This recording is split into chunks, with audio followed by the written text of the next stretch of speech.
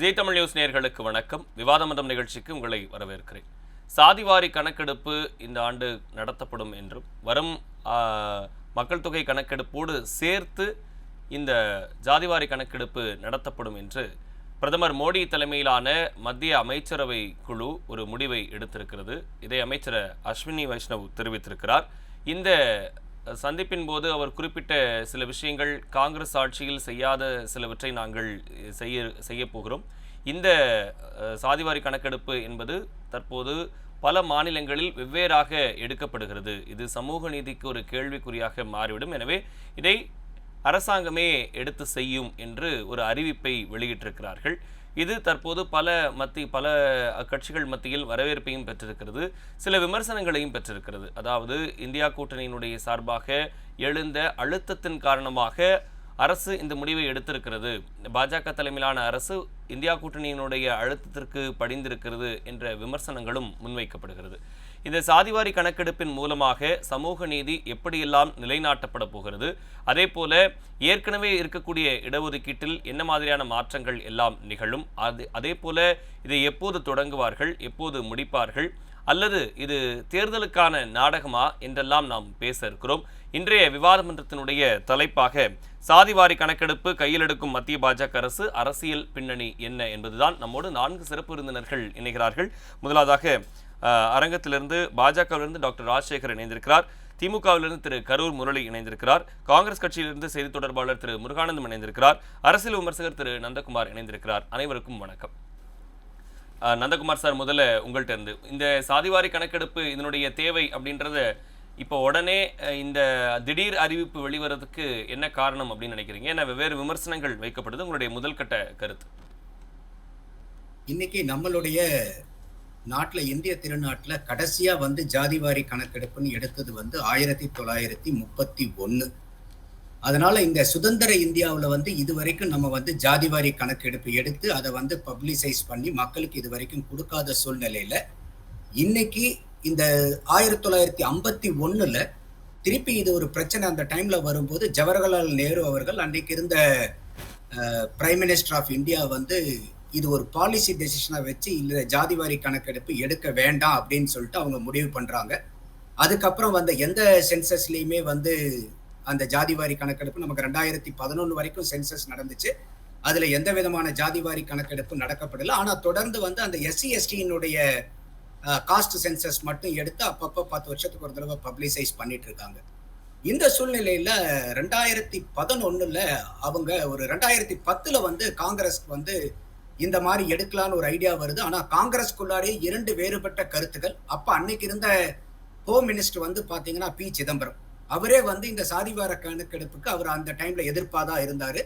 சில பேர் ஆதரவாகவும் இருந்தாங்க. இது பாராளுமன்றத்திலையும் விவாதிக்கப்பட்டது. அன்னைக்கு பாரதிய ஜனதா, இன்னைக்கு ஆளுங்கட்சியா இருக்கக்கூடிய பாரதிய ஜனதா, அன்னைக்கு இந்த சாதிவாரி கணக்கெடுப்பு எடுக்கணுங்கிறத ஆதரிச்சு அவங்க பேசினாங்க. அப்புறம் மறுபடியும் நிறைய விவாதங்கள் நடந்து ஒரு முடிவா 2011 அந்த சாதிவாரி கணக்கெடுப்பு எடுக்கிறதுக்கு முயற்சி பண்ணி அதை எடுத்தும் முடிச்சாங்க. ஆனா அதை எடுத்து அந்த டேட்டா கம்பைலேஷன்ல பண்ணும்போது பாத்தீங்கன்னா அதுல ஏகப்பட்ட எரர், ராங் இன்ஃபர்மேஷன்ஸ். இன்னும் குறிப்பா சொல்லணும்னா அதுல பார்க்கப்பட்ட ஜாதிகளினுடைய எண்ணிக்கையை பாத்தீங்கன்னா 46 லட்சம் ஜாதிகள் இருக்கிற மாதிரி அதுல ஒரு டேட்டா. சோ அது எப்ப தெரிய வருதுன்னாக்கா, இதுல நிறைய அவங்களே அந்த பப்ளிசைஸ் பண்ண வேண்டாமான் இருக்காங்க. அடுத்தது அந்த 2014 அவங்க பதவி விலகுறாங்க. அந்த 14 வரைக்குமே அவங்க அந்த பப்ளிசைஸ் பண்ணல. அவங்க 2011 எடுத்தது 3 வருஷமாவே காங்கிரஸ் அதுல அவங்களுக்கு ஜாதிவாரி கணக்கெடுப்பு மட்டும் அவங்க வெளியே விடாம வச்சிருந்தாங்க. பின்னாடி பாரதிய ஜனதா அதுக்கப்புறம் ஆட்சி மாறினதுக்கு அப்புறம் அவங்க கிட்ட நீங்க பண்ணலாம்னு இது ஒரு குறிப்பா ஒண்ணு பாக்குறது என்னன்னா, காங்கிரஸ் அப்ப கான்ஸ்டிடியூஷனை இன்னைக்கு இந்த கான்ஸ்டிடியூஷனை காப்பாத்தியே ஆகணும் அப்படிங்கறதுல ரொம்ப உறுதிப்பாட்டோட எங்க போனாலும் ராகுல் காந்தி அவர்கள் அந்த கான்ஸ்டிடியூஷன் புக்கோட வலம் வர்றதை நம்மளால பார்க்க முடியுது. ஆனா அதே காங்கிரஸ் தான் அந்த கான்ஸ்டிடியூஷனுடைய உச்சபட்ச அந்த கான்ஸ்டிடியூஷனை அழிக்கிறது என்ன அப்படின்னு கேட்டீங்கன்னாக்கா, ஒரு மக்களால தேர்ந்தெடுக்கப்பட்ட ஆட்சியை கலைக்கிறது. அந்த மாதிரி ஒரு மாநில ஆட்சிகளை அவங்க அந்த சட்டத்தை பயன்படுத்தி கலைக்காத வரையறையே கிடையாது. ஈவன் தமிழ்நாட்டிலேயே நம்ம பல தடவை நம்மளுடைய மாநில அரசு கலைக்கப்பட்டதை நம்ம பார்த்தோம். ஆனா அவங்க கான்ஸ்டிடியூஷனை காப்பாத்துறத பத்தி ரெகுலரா பேசுவாங்க. அதே மாதிரி எமர்ஜென்சி நடந்துச்சு. அந்த எமர்ஜென்சி பீரியட்ல எந்த அளவுக்கு கான்ஸ்டிடியூஷன்லாம் வந்து சிதைக்கப்பட்டதுங்கிறத பார்த்தோம். ம். அதே மாரி இன்னைக்கு வந்து அவங்க அ ஜவஹர்லால் நேரு காலத்திலேயே இத வந்து ஒரு பாலிசி டெசிஷனா எடுத்து பண்ணாம இருந்து 2011ல முயற்சி பண்ணியும் அவங்களுக்குள்ளார இருந்த வேறுபாடு காரணமாக பல குளறுபடிகள் இருக்குது. இத பப்ளிசைஸ் பண்ண முடியாதுன்னு சொல்லி அத பப்ளிசைஸ் பண்ணாம வர வரப்போற பாரதிய ஜனதா அத பார்த்துக்கிட்டுன்னு விட்டுட்டு, அவங்க வந்ததுக்கு அப்புறம் வந்து திருப்பி அவங்க நீங்க பப்ளிசைஸ் பண்ணுங்கன்ட்டு பிரஷர் குடுத்துட்டு இருந்தாங்க. ம். வந்து 2018ல வந்து அஃபிடாவிட்ல செப்டம்பர் 2021ல ஒரு அஃபிடாவிட் வந்து ஃபைல் பண்றாங்க பிஜேபி. அதுல சொல்றாங்க, இதுல பெரிய எங்களுக்கு தடைக்கற்களா இருக்கிறது வந்து இந்த 46 லட்சம் ஜாதிங்கிறதே வந்து ஒரு சரியான டேட்டாவா இல்ல. ஏன்னா ஏற்கனவே எடுத்ததுல வந்து பாத்தீங்கன்னா ஒரு 4000 சொச்சம் 5000 சொச்சம் தான் இருக்கிற மாதிரி இருக்கு. இந்த அளவுக்கு எக்ஸ்போனென்ஷியலா எந்த ஒரு பாராமீட்டர் வச்சு பார்த்தாலும் 46 லட்சம் இந்தியா நாட்டுல வந்து ஏன்னா அப்ப வந்து 7,21,00,000 மக்கள் தொகை சாரி 72 கோடி இருக்கிற மக்கள் தொகையில வந்து நீங்க இந்த அளவுக்கு வந்து வருமா அப்படிங்கிற அளவுக்கு அவங்க எடுத்துட்டு இருந்தாங்க. ம். மக்கள் தொகையில ஒட்டுமொத்த மக்கள் தொகையில இந்த 46 லட்சம் ஜாதி வர்றதுக்கு வாய்ப்பே இல்லைங்கிற மாதிரி அதை சொல்லி அதோட என்ன பண்றாங்கன்னா நாங்க மக்கள் தொகை இப்ப 2021ல நார்மல் மக்கள் தொகை எடுக்கிறதுக்காக வேண்டி கேட்டுட்டு இருக்கும்போது இதை வந்து அஃபிடாவிட் ஃபைல் பண்றாங்க. அப்ப வந்து சொல்றாங்க சுப்ரீம் கோர்ட்ல எங்களுக்கு இது பாலிசி டெசிஷனா எங்களுடைய பாலிசி டெசிஷன் நாங்க எஸ்சி எஸ்டியை தவிர மத்த சாதிவாரி கணக்கெடுப்பை நாங்க எடுக்க மாட்டோம். இருந்தாலும் இந்த 2021ல மக்கள் தொகை கணக்கெடுப்பு எடுக்க முடியாது. அப்ப என்ன பாயிண்ட சொல்ல வரேன்னா பாரதிய ஜனதாவும் 2021 செப்டம்பர் மாசம் சுப்ரீம் கோர்ட்ல அஃபிடாவிட் ஃபைல் பண்ணும்போது இது அவர்களுடைய பாலிசி டெசிஷன் நாங்க காஸ்ட் சென்சஸ் எடுக்க மாட்டோம் அப்படின்னு அவங்க ஃபைல் பண்ணிருக்காங்க. பாராளுமன்றத்திலையும் வந்து பல தடவை சில அமைச்சர்கள் பேசியிருக்காங்க. மோடி அவர்களும் வந்து தேர்தல் பிரச்சாரத்து டைம்ல எல்லாம் வந்து நாங்க சாதிவாரி கணக்கெடுப்பு வந்து எடுக்க முடியாதுங்கிறதெல்லாம் பேசியிருக்காங்க. இன்னைக்கு வந்து திடீர்னு ஒரு சாதிவாரி கணக்கெடுப்பை கொண்டு வரன்னு சொல்றது மத்த எதிர்கட்சிகள் எல்லாமே இது ரொம்ப அழுத்தம் கொடுத்துக்கிட்டு இருந்தனால அதை கொண்டு வராங்க. அதை எல்லாருமே வரவேற்கிறதா இருந்தாலும் அரசியல் கட்சிகளை பொறுத்த வரைக்கும் ஆட்சியாளர்களை பொறுத்த வரைக்கும் அது எந்த ஆட்சியில் இருந்தாலும் அது பாரதிய ஜனதாவா இருந்தாலும் காங்கிரஸா இருந்தாலும் அதிமுகவா இருந்தாலும் திமுகவா இருந்தாலும் அரசியல் கட்சிகள் வந்து ஒரு திட்டத்தையும் ஒரு செயல்பாட்டையும் கொண்டு வர்றதுன்னா அவங்களுக்கு ஏதாவது ஒரு வகையில வந்து அந்த திட்டமோ செயல்பாடோ ஒரு உதவினால ஒழிய இல்ல வாக்கு வங்கி அதிகரிக்கிறதுக்கு உண்டான வாய்ப்பு இருந்தாலே ஒழிய எந்த திட்டத்தையும் அவர்கள் அவ்வளவு சீக்கிரம் கொண்டு வர மாட்டாங்க. அப்ப இன்னைக்கு வந்து ஒரு பக்கம் நம்ம வந்து அந்த சாதிவாரி கணக்கெடுப்பு வந்து வரவேற்கிற மாதிரி எல்லாரும் சொன்னாலும் இன்னொரு பக்கம் எல்லாத்துக்குமே இருக்கக்கூடியது என்னன்னா இது எதுக்காக வந்து பாரதிய ஜனதா இவ்வளவு நாள் எங்களுடைய கொள்கை கோட்பாடுன்னு சொல்லிட்டு இருந்தீங்க, திடீர்னு வந்து இன்னைக்கு ஓவர் த நைட் வந்து அந்த மீட்டிங்கை போட்டு அனௌன்ஸ் பண்ண வேண்டிய கட்டாயம் என்ன வருது? அப்ப இன்னைக்கு போன தடவையே இந்த மாதிரி பிரச்சனைகள்லாம் வந்து அதிகமா சாதிவாரி கணக்கெடுப்பு பிரச்சனை அழுத்தம் வர்றது இந்த பீகார்லயும் உத்தரப்பிரதேஷ்ல இருந்தும் நிறைய வரும். அந்த மாதிரி அழுத்தத்துலதான் அப்ப 2011லயும் வந்து அந்த சிக்கல்கள் எழுந்து அதை எடுக்க வேண்டிய கட்டாயத்துக்கு தள்ளப்பட்டாங்க காங்கிரஸ் அந்த காலகட்டத்துல. அப்ப இன்னைக்கு வந்து ஒரு பீகாரினுடைய தேர்தல் வந்து வர்றனால அதை ஏற்கனவே நிதிஷ்குமார் அவர்கள் அங்க காஸ்ட் சர்வேன்னு ஒண்ணு எடுத்து வச்சிருந்தார். அந்த காஸ்ட் சர்வே ஏன்னா இன்னைக்கு எல்லா மாநிலத்துக்கும் காஸ்ட் சர்வே எடுக்கிறதுக்கு நம்மளுடைய கான்ஸ்டிடியூஷன் அங்கீகரிக்கிறது. ஆனா காஸ்ட் சென்சஸ் யாரும் எடுக்க முடியாது, மத்திய அரசாங்கம் தான் எடுக்க முடியும். சர்வே நீங்க எடுக்கலாம், சென்சஸ் மத்திய அரசாங்கத்தினுடைய சென்ட்ரல் சப்ஜெக்ட் இது. அதனாலதான் இங்கேயும் வந்து ஸ்டாலின் அவர்கள் வந்து இல்ல நம்ம வந்து எடுக்க முடியாது அப்படின்றது சொல்லியிருந்தார். ஆமா, காஸ்ட் சென்சஸ் எடுக்க முடியாது, ஆனா சர்வே ஆய்வு வேணா நடத்திக்கலாம். அப்படியே சர்வே நடத்தினாலும் என்ன கேள்வி வரும்னா எதுக்காக இந்த சர்வேவை கொண்டு வர போறோம்? ஏன்னா காஸ்ட் சென்சஸ்னுடைய அடிப்படையே என்னன்னு கேட்டீங்கன்னா சமூக பொருளாதார கல்வியில முன்னுக்கு வரணும். அத இந்த சாதிவாரி கணக்கெடுப்பு எடுத்து யாருக்கு வந்து கீழ்நிலையில இருக்காங்க, படிநிலைகள்ல யாரு இருக்காங்க, பின்தங்கிய வகுப்பினர்கள் யார் யாரு, அவங்களுக்கெல்லாம் எந்த மாதிரி ப்ரோக்ராம்ஸ கொண்டு வந்து அவங்களையும் கை கொடுத்து மேல தூக்கி விட முடியும் அப்படிங்கிறதுக்காக தான் இதை எடுக்கிறாங்க. அப்போ வந்து இன்னைக்கு இந்த மாதிரி ஒரு சென்சஸ் வந்து அஸ்வினி அமைச்சர் சொன்ன மாதிரி வந்து இது மத்திய அரசாங்கத்தினுடைய லிஸ்ட் தான், அதுக்கு கான்ஸ்டிடியூஷன் சொல்லுது. ஆனா சர்வே எல்லாமே எடுக்கலாம். நிதிஷ்குமார் அந்த சர்வேவை வச்சு அவருடைய ரிசர்வேஷனை வந்து ரிவைஸ் பண்ண பார்த்தாரு. ஆனா அதை வந்து சுப்ரீம் கோர்ட்ல வந்து கேஸ் ஃபைல் பண்ணி சுப்ரீம் கோர்ட்டே ஜட்ஜ்மெண்ட் கொடுத்துருச்சு. இதை பேஸ் பண்ணி நீங்க எந்த விதமான ரிசர்வேஷனையும் நீங்க வந்து அனௌன்ஸ் பண்ண கூடாதுன்னு அதுக்கு தடை விதிச்சுட்டாங்க. என்ன காரணம்னு கேட்டீங்கன்னா சர்வேங்கிறது வந்து 100% பர்ஃபெக்ட்டா இருக்காது. இப்ப நம்மளே வந்து ஒரு எலெக்ஷன் சர்வேன்னு பார்ப்போம். Pre poll survey, post poll சர்வேன்னு பார்க்கும்போது அந்த சர்வேன்னு எடுக்கும்போது 100க்கு 100 சாம்பிள் சைஸ் இருக்காது. 100% சாம்பிள் சைஸ் இருக்காது. அப்ப அந்த சர்வேங்கிறது வந்து it may give you certain உங்களுக்கு வந்து ஒரு ஒரு ஒரு ட்ரெண்ட் தெரிஞ்சுக்கலாமே ஒழிய இல்ல ஒரு யூகமா புரிஞ்சுக்கலாமே ஒழிய எக்ஸாக்ட் தெரியாது. அதனால அந்த மாதிரி எக்ஸாக்டா கிடைக்க பெறாத ஒரு அடிப்படை நம்பரை வச்சுக்கிட்டு நீங்க எந்த விதமான ரிசர்வேஷன் பாலிசியை நீங்க எடுக்க கூடாதுங்கிறது தான் அன்னைக்கு வந்து அவங்க ஹோல்டு பண்ணது. இன்னைக்கு வந்து எல்லா கட்சியுமே வந்து இதை வரவேற்றுட்டு இருக்காங்க. ஆனா எல்லாருமே கேட்கக்கூடிய கேள்வி இன்னைக்கு பாரதிய ஜனதா ஏன் இந்த காலகட்டத்தில் ஒண்ணு எல்லா கட்சியும் நிர்பந்திக்கும் போது கொண்டு வரணும்ன்றாங்க. அப்படியே கொண்டு வந்தாலும் ஏன் கொண்டு வந்தாங்க, இதுக்கு ஒரு அரசியல் ஆதாயம் இருக்காதா அப்படின்னு ரெண்டு பக்கமுமே வந்து பார்வைகள் வைக்கப்படுறத நம்மளால பார்க்க முடியும். கண்டிப்பா வரேன். முருகானந்தம் சார், திடீர்னு இதை எடுத்துட்டு வந்துட்டாங்க, இதுக்கு வந்து என்ன பின்னணி இருக்கும் அப்படின்னு ஒரு கேள்வி வந்து வைக்கப்படுது. அதாவது எடுத்துட்டு வாங்கன்னு வந்து எல்லாரும் கேட்குறீங்க, எடுத்துட்டு வர்றோம் அப்படின்னு சொன்னா இதுல ஏதோ ஆதாயம் இருக்கா அப்படின்னு வந்து கேட்குறீங்க. ஏன் இப்படி தொடர்ந்து பண்றீங்க, எடுத்துட்டு வரோம்ல அப்புறம் என்ன சந்தோஷம் தானே அப்படின்னு ஒரு பார்வையும் வைக்கப்படுது. இன்னைக்கு இந்த முடிவு வந்து பாஜக அரசால் எடுக்கப்பட்டிருக்கு. ஆனால் எப்போ எடுப்போம் எப்போ முடிப்போன்ற தகவல்லாம் வந்து இன்னும் சொல்லலை. எல்லா கவர்மெண்ட்டுக்குமே அந்த அந்த சிக்கல் இருக்கும். ஏதாவது ஒரு திட்டம் அறிவிச்சாங்க அப்படின்னு சொன்னால் உடனே அதை வந்து எப்போ சொல்லுவீங்க, எத்தனை நாளில் முடிப்பீங்க, எத்தனை நம்பரில் கொடுப்பீங்க அப்படின்றதெல்லாம் எல்லாரும் கேட்குற ஒன்று தான். ஆனால் இப்போ இந்த அறிவிப்பு வெளியாக இருக்குல்ல, இதை எப்படி பார்க்குறீங்க? ஒருவேளை இதுக்கு பின்னாடி அரசியல் இருக்குன்னா என்ன அரசியல் இருக்குன்னு நினைக்கிறீங்க? எல்லாத்துக்கு முன்னாடி அரசியல் இருக்குது. அரசியல் இல்லாம அங்க ஒன்னும் நடக்கலதான். அது ஒன்னும் பிரச்சனை கிடையாது, தவறு கிடையாது. ஏற்கனவே நந்தகுமார் சார் சொல்ற சில விஷயங்களை சொன்னாரு. ஜவஹர்லால் நேருவோட பீரியட்ல வந்து இது பத்தி காஸ்ட் சென்சஸ் பத்தி விவாதங்கள் வரும். ஜவஹர்லால் நேருவோட பீரியட்ல வந்து நம்ம கான்ஸ்டிடியூஷன் அசம்பிளி டிபேட்ஸ் வந்து நடந்த போது இந்த இது வந்தது. அதுக்கு பின்னாடி வந்து பாலிசியா எடுக்கிறப்பவும் இதை எடுக்கணுமா வேண்டாமாங்கிற ஒரு இது வந்து என்ன காரணம்னா, அப்ப நம்ம பிரிவினை சந்திச்சிருந்தோம். பல்வேறு விதமா நம்ம ஒரு செட்டில் ஆன ஒரு ஸ்டேட் கிடையாது அன்னைக்கு, நீங்க அதை புரிஞ்சுக்கணும்.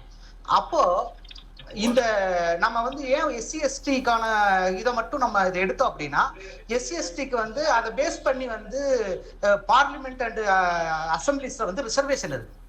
அப்ப அந்த ரிசர்வேஷனை வந்து நம்ம சுழற்சி முறையில் அமல்படுத்தப்படும் போது நமக்கு வந்து டேட்டா தேவைப்படுது. எதுக்கு? எஸ்சி எஸ்டிஸோட டேட்டாஸ் தேவைப்படுது. அப்பதான் வந்து நீங்க வந்து டீலிமிட்டேஷன் நடக்கிறப்போ வந்து உங்களோட சுழற்சி முறையில எஸ்சி எஸ்டி தொகுதிகளை வந்து எஸ்சி எஸ்டி பாப்புலேஷனுக்கு ஏற்ற மாதிரி நம்ம ரிவைஸ் பண்ணி மாற்றி அமைக்க முடியும். அப்ப அது மேண்டேட்டரியா இருந்ததுனால நம்ம வந்து அதை தொடர்ந்து எடுத்துக்கிட்டு இருந்தோம். ஓபிசி ரிசர்வேஷனை பொறுத்த அளவுக்கு நமக்கு வந்து அந்த ரிசர்வேஷனுக்கே வந்து செண்பகம் துரைராஜன் வழக்குக்கு பின்னாடி நம்ம முதல் அரசியல் சாசனத்தை திருத்தி தான் நம்ம வந்து அதுல ஒரு ஸ்டாண்டுக்கே வர முடிஞ்சது. அதுக்கு முன்னாடி வரைக்கும் வந்து ஓபிசி ரிசர்வேஷனுக்கான எந்த விதமான முகாந்தரங்களோ அல்லது எந்த இதுவுமே கிடையாது. அப்போ இன்னைக்கு வரைக்கும் ஓபிசி ரிசர்வேஷன்ங்கிறது ஏதோ ஒரு வகையில வந்து கான்ஸ்டிடியூஷனல் இதுல வந்து தொங்கிக்கிட்டு இருக்கக்கூடிய விஷயமா இருக்குது. எந்த நேரமும் வந்து இதுல நீதித்துறையுடைய தலையீட்டுல மாற்றி அமைக்கக்கூடிய விஷயமாக இருக்கு. அப்போ அப்படி இருக்கிற சூழ்நிலையில நீங்க அன்னைக்கு ஏன் எடுக்கல, இன்னைக்கு ஏன் எடுக்க கேக்குது அப்படின்னு கேட்கறது ரொம்பவே அபத்தமானது. ஒன்று. ரெண்டாவது விஷயம் என்னன்னா, சமூக பொருள். ரெண்டாவது இன்னொரு விஷயம் என்னன்னா, நமக்கு வந்து இந்திரா சகானி கேஸ் வரைக்கும் கேஸ்ல அரசியல் சாசன அமர்வு என்ன சொல்லுச்சுன்னா, கடைசியா நமக்கு வந்து அதாவது ரிசர்வேஷன்ங்கிறது வந்து சமூக அடிப்படையில் தான் இருக்க முடியுமே தவிர அது வந்து ஒரு சமூக நீதி ஏற்பாடு தானே தவிர பொருளாதார மேம்பாட்டுக்கான திட்டம் கிடையாது அப்படிங்கிறது வந்து ஸ்டாண்டா இருக்குது. ஃபர்ஸ்ட் வந்து நீங்க இடபிள்யூஎஸ் ரிசர்வேஷன் கொண்டுட்டு வரும்போது நீங்க இந்த வரையறையை உடைக்கிறீங்க. எதுக்கு? இடஒதுக்கீட்டுக்கான வரையறை என்பது சமூகமாகவோ சமூக ரீதியாக பின்தங்கி இருக்கிறதோ கல்வி ரீதியாக பின்தங்கி இருக்கிறதோ அல்ல, பொருளாதார ரீதியாக ஒரு பிரிவினருக்கு இடஒதுக்கீடு கொண்டுட்டு வரும்போது நீங்க இடஒதுக்கீட்டினுடைய அடிப்படை தாற்பயத்தையே வந்து நீங்க மாற்றி அமைக்கிறீங்க. அப்ப அந்த அடிப்படை தாற்பயத்தை மாற்றி அமைக்கிற ஒரு முடிவை நீங்க எப்ப எடுக்கிறீங்க? இடபிள்யூஎஸ் கொண்டுட்டு வர்றதுக்கு இப்ப வந்து நீங்க யோசிச்சு பாருங்க. விமன்கான ரிசர்வேஷன் கொண்டுட்டு வர்றதுக்கு அடுத்த சென்சஸ் வரைக்கும் காத்திருக்கணும். இப்ப வந்து நாம கேஸ்ட் சென்சஸ் எடுக்கிறதுக்கு அடுத்த சென்சஸ் வரைக்கும் காத்திருக்கணும். ஆனா இடபிள்யூஎஸ் ரிசர்வேஷனுக்கு என்ன டேட்டா இருந்ததுங்க? யோசிச்சு பாருங்க. நீங்க எந்த டேட்டா இருந்தது? ஆனா பீகாருடைய ரிசர்வேஷனை வந்து சுப்ரீம் கோர்ட் வந்து அதை வந்து இது பண்ணாங்க, அதை ரத்து பண்ணாங்க. ஆனா இடபிள்யூஎஸ் அதாவது குறைந்தபட்சம் அதுக்கு எடுக்கப்பட்ட சர்வே அளவுக்கான விஷயங்கள் கூட இடபிள்யூஎஸ்க்கு நடக்கவே கிடையாது. சரி. எந்தவித போராட்டமும் இல்லாமல் எந்த விதமான டேட்டாவுமே இல்லாம நம்ம வந்து உயர் சாதியினருக்கான 10% ஒதுக்கீட்டு நீங்க கொண்டு அதுதான் இப்ப அஸ்வினி வைஷ்ணவ் சொல்றாரு. அதே மாதிரி இந்த சாதிவாரி கணக்கெடுப்பையும் வந்து எந்த பிரச்சனையும் இல்லாம சத்தம் இல்லாம நாங்க வந்து அதை முடிப்போம் அப்படின்னு எந்த பிரச்சனையுமே கிடையாதுங்க. ஏதாவது எதிர்கட்சிகள் எதிர்த்தா தாங்க பிரச்சனை. நம்மளுடைய ஒட்டுமொத்தமான எதிர்கட்சிகள் உட்பட எல்லாருமே ஆதரிக்கிறாங்க. அதை இது நாளைக்கே இருக்கிறதுல உங்களுக்கு எந்த பிரச்சனையுமே கிடையாது. சரி. ஆனா இடபிள்யூஎஸ்க்கு கடுமையான எதிர்ப்பு இருந்தது. ஆனா உங்களுடைய ஓட் பேங்க் பாலிடிக்ஸ்க்காக நீங்க வந்து இடபிள்யூஎஸ் வந்து கொண்டுட்டு வந்தீங்க, சட்டமாக்குனீங்க. நான் என்ன சொல்ல வரேன்னா, இப்ப இடபிள்யூஎஸ்க்கு பின்னாடி சமூக பொருளாதார காரணிகள், சமூக ரீதியான காரணிகள், ஒடுக்கப்பட்டவர்கள், வரலாற்று ரீதியாக ஒடுக்கப்பட்டவர்களுக்கு தந்த வாய்ப்பு அப்படிங்கிறது மாறி பொருளாதார ரீதிங்கிற ஒரு அளவுக்கு உள்ள வந்துட்டதுக்கு பின்னாடி கிட்டத்தட்ட சமூக அடிப்படையில எல்லாருமே இடஒதுக்கீட்டுக்குள்ள வந்துடுறாங்க. இப்போ நம்ம இடஒதுக்கீட்டுக்கான வரையறையை மாற்றி அமைக்க வேண்டியது இருக்குது. அதைத்தான் ராகுல் காந்தி பேசும்போது சொன்னாரு. என்னன்னா, இப்ப நீங்க வந்து நம்ம அந்த 50% இது இருக்கு, உச்சவரம்பு இருக்குது இல்லையா, அதை நம்ம அகற்ற வேண்டிய தேவை வந்துருச்சு. ஏன்னா இடபிள்யூஎஸ் வழியா எல்லா சமூகத்தை சேர்ந்தவங்களும் இடஒதுக்கீட்டுக்குள்ள வந்தாச்சு. இது வந்து இந்த 50% உச்சவரம்பு அபத்தமானதுங்கிறாரு. இப்போ நீங்க அந்த 50% உச்சவரம்பை அகற்றுவது ஒண்ணு. ரெண்டாவது வந்து நீங்க வந்து கேஸ்ட் பேஸ் சென்சஸ் எடுக்காம நீங்க வந்து ஓபிசியுடைய அரசியல் பொருளாதார பிரதிநிதித்துவத்தை நீங்க வந்து உறுதிப்படுத்தவே முடியாது. 1949 இருந்த சூழல் அல்ல இன்னைக்கு. அதுக்கு பின்னாடி நான் மண்டல் கமிஷன் பரிந்துரைகளை அமல்படுத்தி இருக்கிறோம். உயர்கல்வி நிறுவனங்கள்ல மண்டல் கமிஷன் பரிந்துரைகளை அமல்படுத்துவதற்கு 2006 வரைக்கும் நம்ம போராட வேண்டியது இருந்தது. இன்னைக்கு வந்து இப்ப நாம பிரச்சனை என்னன்னா, பாரதிய ஜனதா கட்சி வந்து இன்னைக்கு இப்படி ஒரு முடிவு எடுத்திருக்காங்க. எல்லா எதிர்கட்சிகளுடைய குரலை கேட்டு அவங்களுடைய அழுத்தத்துக்கு பணிந்து முடிவு எடுத்திருக்காங்க அப்படின்னு நாம எல்லாருமே கிளைம் பண்ணிக்கலாம். ஆனா ஒரு விஷயத்தை நீங்க மறந்துடக்கூடாது. பாரதிய ஜனதா கூட்டணி கட்சியா இருக்கக்கூடிய ஐக்கிய ஜனதா தளமும் லோக் ஜனசக்தியும் அது பீகார்ல வந்து டிட்டர்மைன் ஃபேக்டரா இருக்கக்கூடிய கட்சிகள். அந்த கட்சிகள் வந்து சாதிவாரி கணக்கெடுப்பை ஆதரிக்கின்றன. பாரதிய ஜனதா கட்சி பொது வெளியில எங்காவது ஜாதிவாரி கணக்கெடுப்பு பற்றிய விவாதங்கள் வந்த போது பாரதிய ஜனதா கட்சியும் அதனுடைய ஊதுகுழல்களும் என்னென்ன பேசியிருக்காங்கிறது எல்லாமே பப்ளிக் டொமைன்ல இருக்கு. நரேந்திர மோடி என்ன பேசியிருக்கிறாங்கிறது பப்ளிக் டொமைன்ல இருக்கு. நாட்டை பிளவுபடுத்தக்கூடியவர்கள் அர்பன் நக்சல்கள் சொன்னாரு. யார? சாதிவாரி கணக்கெடுப்பு கேட்டவங்கள. இன்னைக்கு யார் அர்பன் நக்சல்ங்கிறத பத்தி அவங்க விளக்கணும். இல்ல நீங்க அர்பன் நக்சலா மாறிட்டீங்களா, இல்ல அர்பன் நக்சல் வந்து எதிர்கட்சிகளையும் சாதிவாரி கணக்கெடுப்பு கோரியவர்களை பற்றியும் அவதூறு பேசுனீங்களா, அது அவதூறு ஒத்துக்கிறீங்களாங்கிறது ஒரு விஷயம் இருக்கு. ஆனா இந்த அறநேர்மை, இந்த அரசியல் நேர்மையெல்லாம் நான் பாரதிய ஜனதா கட்சி கிட்ட எதிர்பார்க்கல. இந்த போன இதுல கர்நாடக அரசு வந்து சாதிவாரி கணக்கெடுப்பு விவரங்களை பற்றி வெளியிட்ட போது விவாதம் உருவானப்ப என்னென்ன பேசியிருக்காங்க நீங்க பொது பப்ளிக் டொமைன் இருக்கு போய் பாருங்க. பாரதிய ஜனதா தன்னோட அபிஷியல் கேண்டேட்ஸ்ல என்ன மாதிரி எல்லாம் அதை விமர்சிச்சிருக்காங்க, அவதூறு செஞ்சிருக்காங்க, திசை திருப்பி இருக்கிறாங்க, திருச்சிருக்கிறாங்கிறது போய் பாருங்க.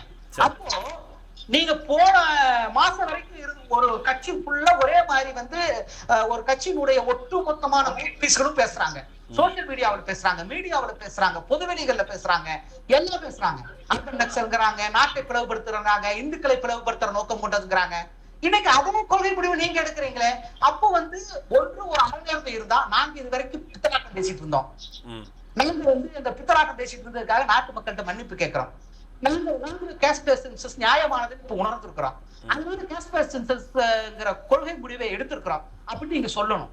இல்ல அப்படின்னா காங்கிரஸ் கட்சியோ அல்லது மற்ற எதிர்கட்சிகளோ அல்லது கூட்டணி கட்சிகளோ கேட்ட போது அதை நியாயமாக திறந்த மனதுடன் இப்படி ஒரு பிரச்சனை இருக்கிறத நீங்க அட்ரஸ் பண்றீங்க, அதை நாங்க ஏத்துக்கிறோம். அதை பத்தி விவாதித்து ஒரு பொது உடன்பாட்டுக்கு அது அப்படி சொல்லல அப்படின்றதுதான் இப்ப உங்களோட பிரச்சனையா? அதாவது அது பிரச்சனை ஒண்ணு. ஓகே, நீங்க இப்படிலாம் நீங்க ரெக்வெஸ்ட் கொடுக்குறீங்க, நீங்க ஒரு அழுத்தம் கொடுக்குறீங்க, அது என்ன நாங்க கன்சர்ன்ல எடுத்துக்கிறோம் அப்படின்னு சொல்லி இந்த அறிவிப்பை கொடுத்துருக்கணும்னு நினைக்கிறீங்க? இல்ல நான் என்னங்கிறேன், நீங்க அறிவிப்பு கூட எப்பவோ கொடுங்க சார், அது பிரச்சனை கிடையாது.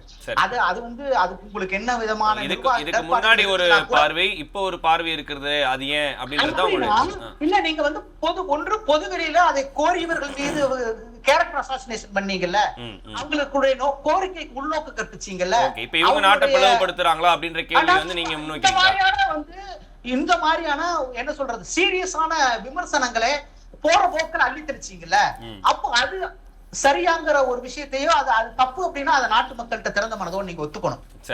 இல்ல அப்படின்னா நீங்க வந்தப்போ இல்லைன்னா கூட இந்த கோரிக்கை வந்தப்போ நீங்க அதை ஒரு பாசிட்டிவா எடுத்துக்கிட்டு அதை ஒரு ஜனநாயக பண்போட உள்வாங்கி இந்த கோரிக்கையை பத்தி நாங்க அரசாங்கம் பரிசீலிக்குது, இதுல சில நடைமுறை இடர்பாடுகள் இருக்குது, இதை எல்லாரும் சேர்ந்து இதுக்கான ஒரு திட்டத்தை வகுத்து அல்லது கொள்கைகளை வகுத்து பாராளுமன்றத்தை சட்டமாக்கி நம்ம அதை செய்யலாம் அப்படின்னு நீங்க ஒரு பாசிட்டிவான ஒரு ரெஸ்பான்ஸ் பண்ணிருக்கலாம்.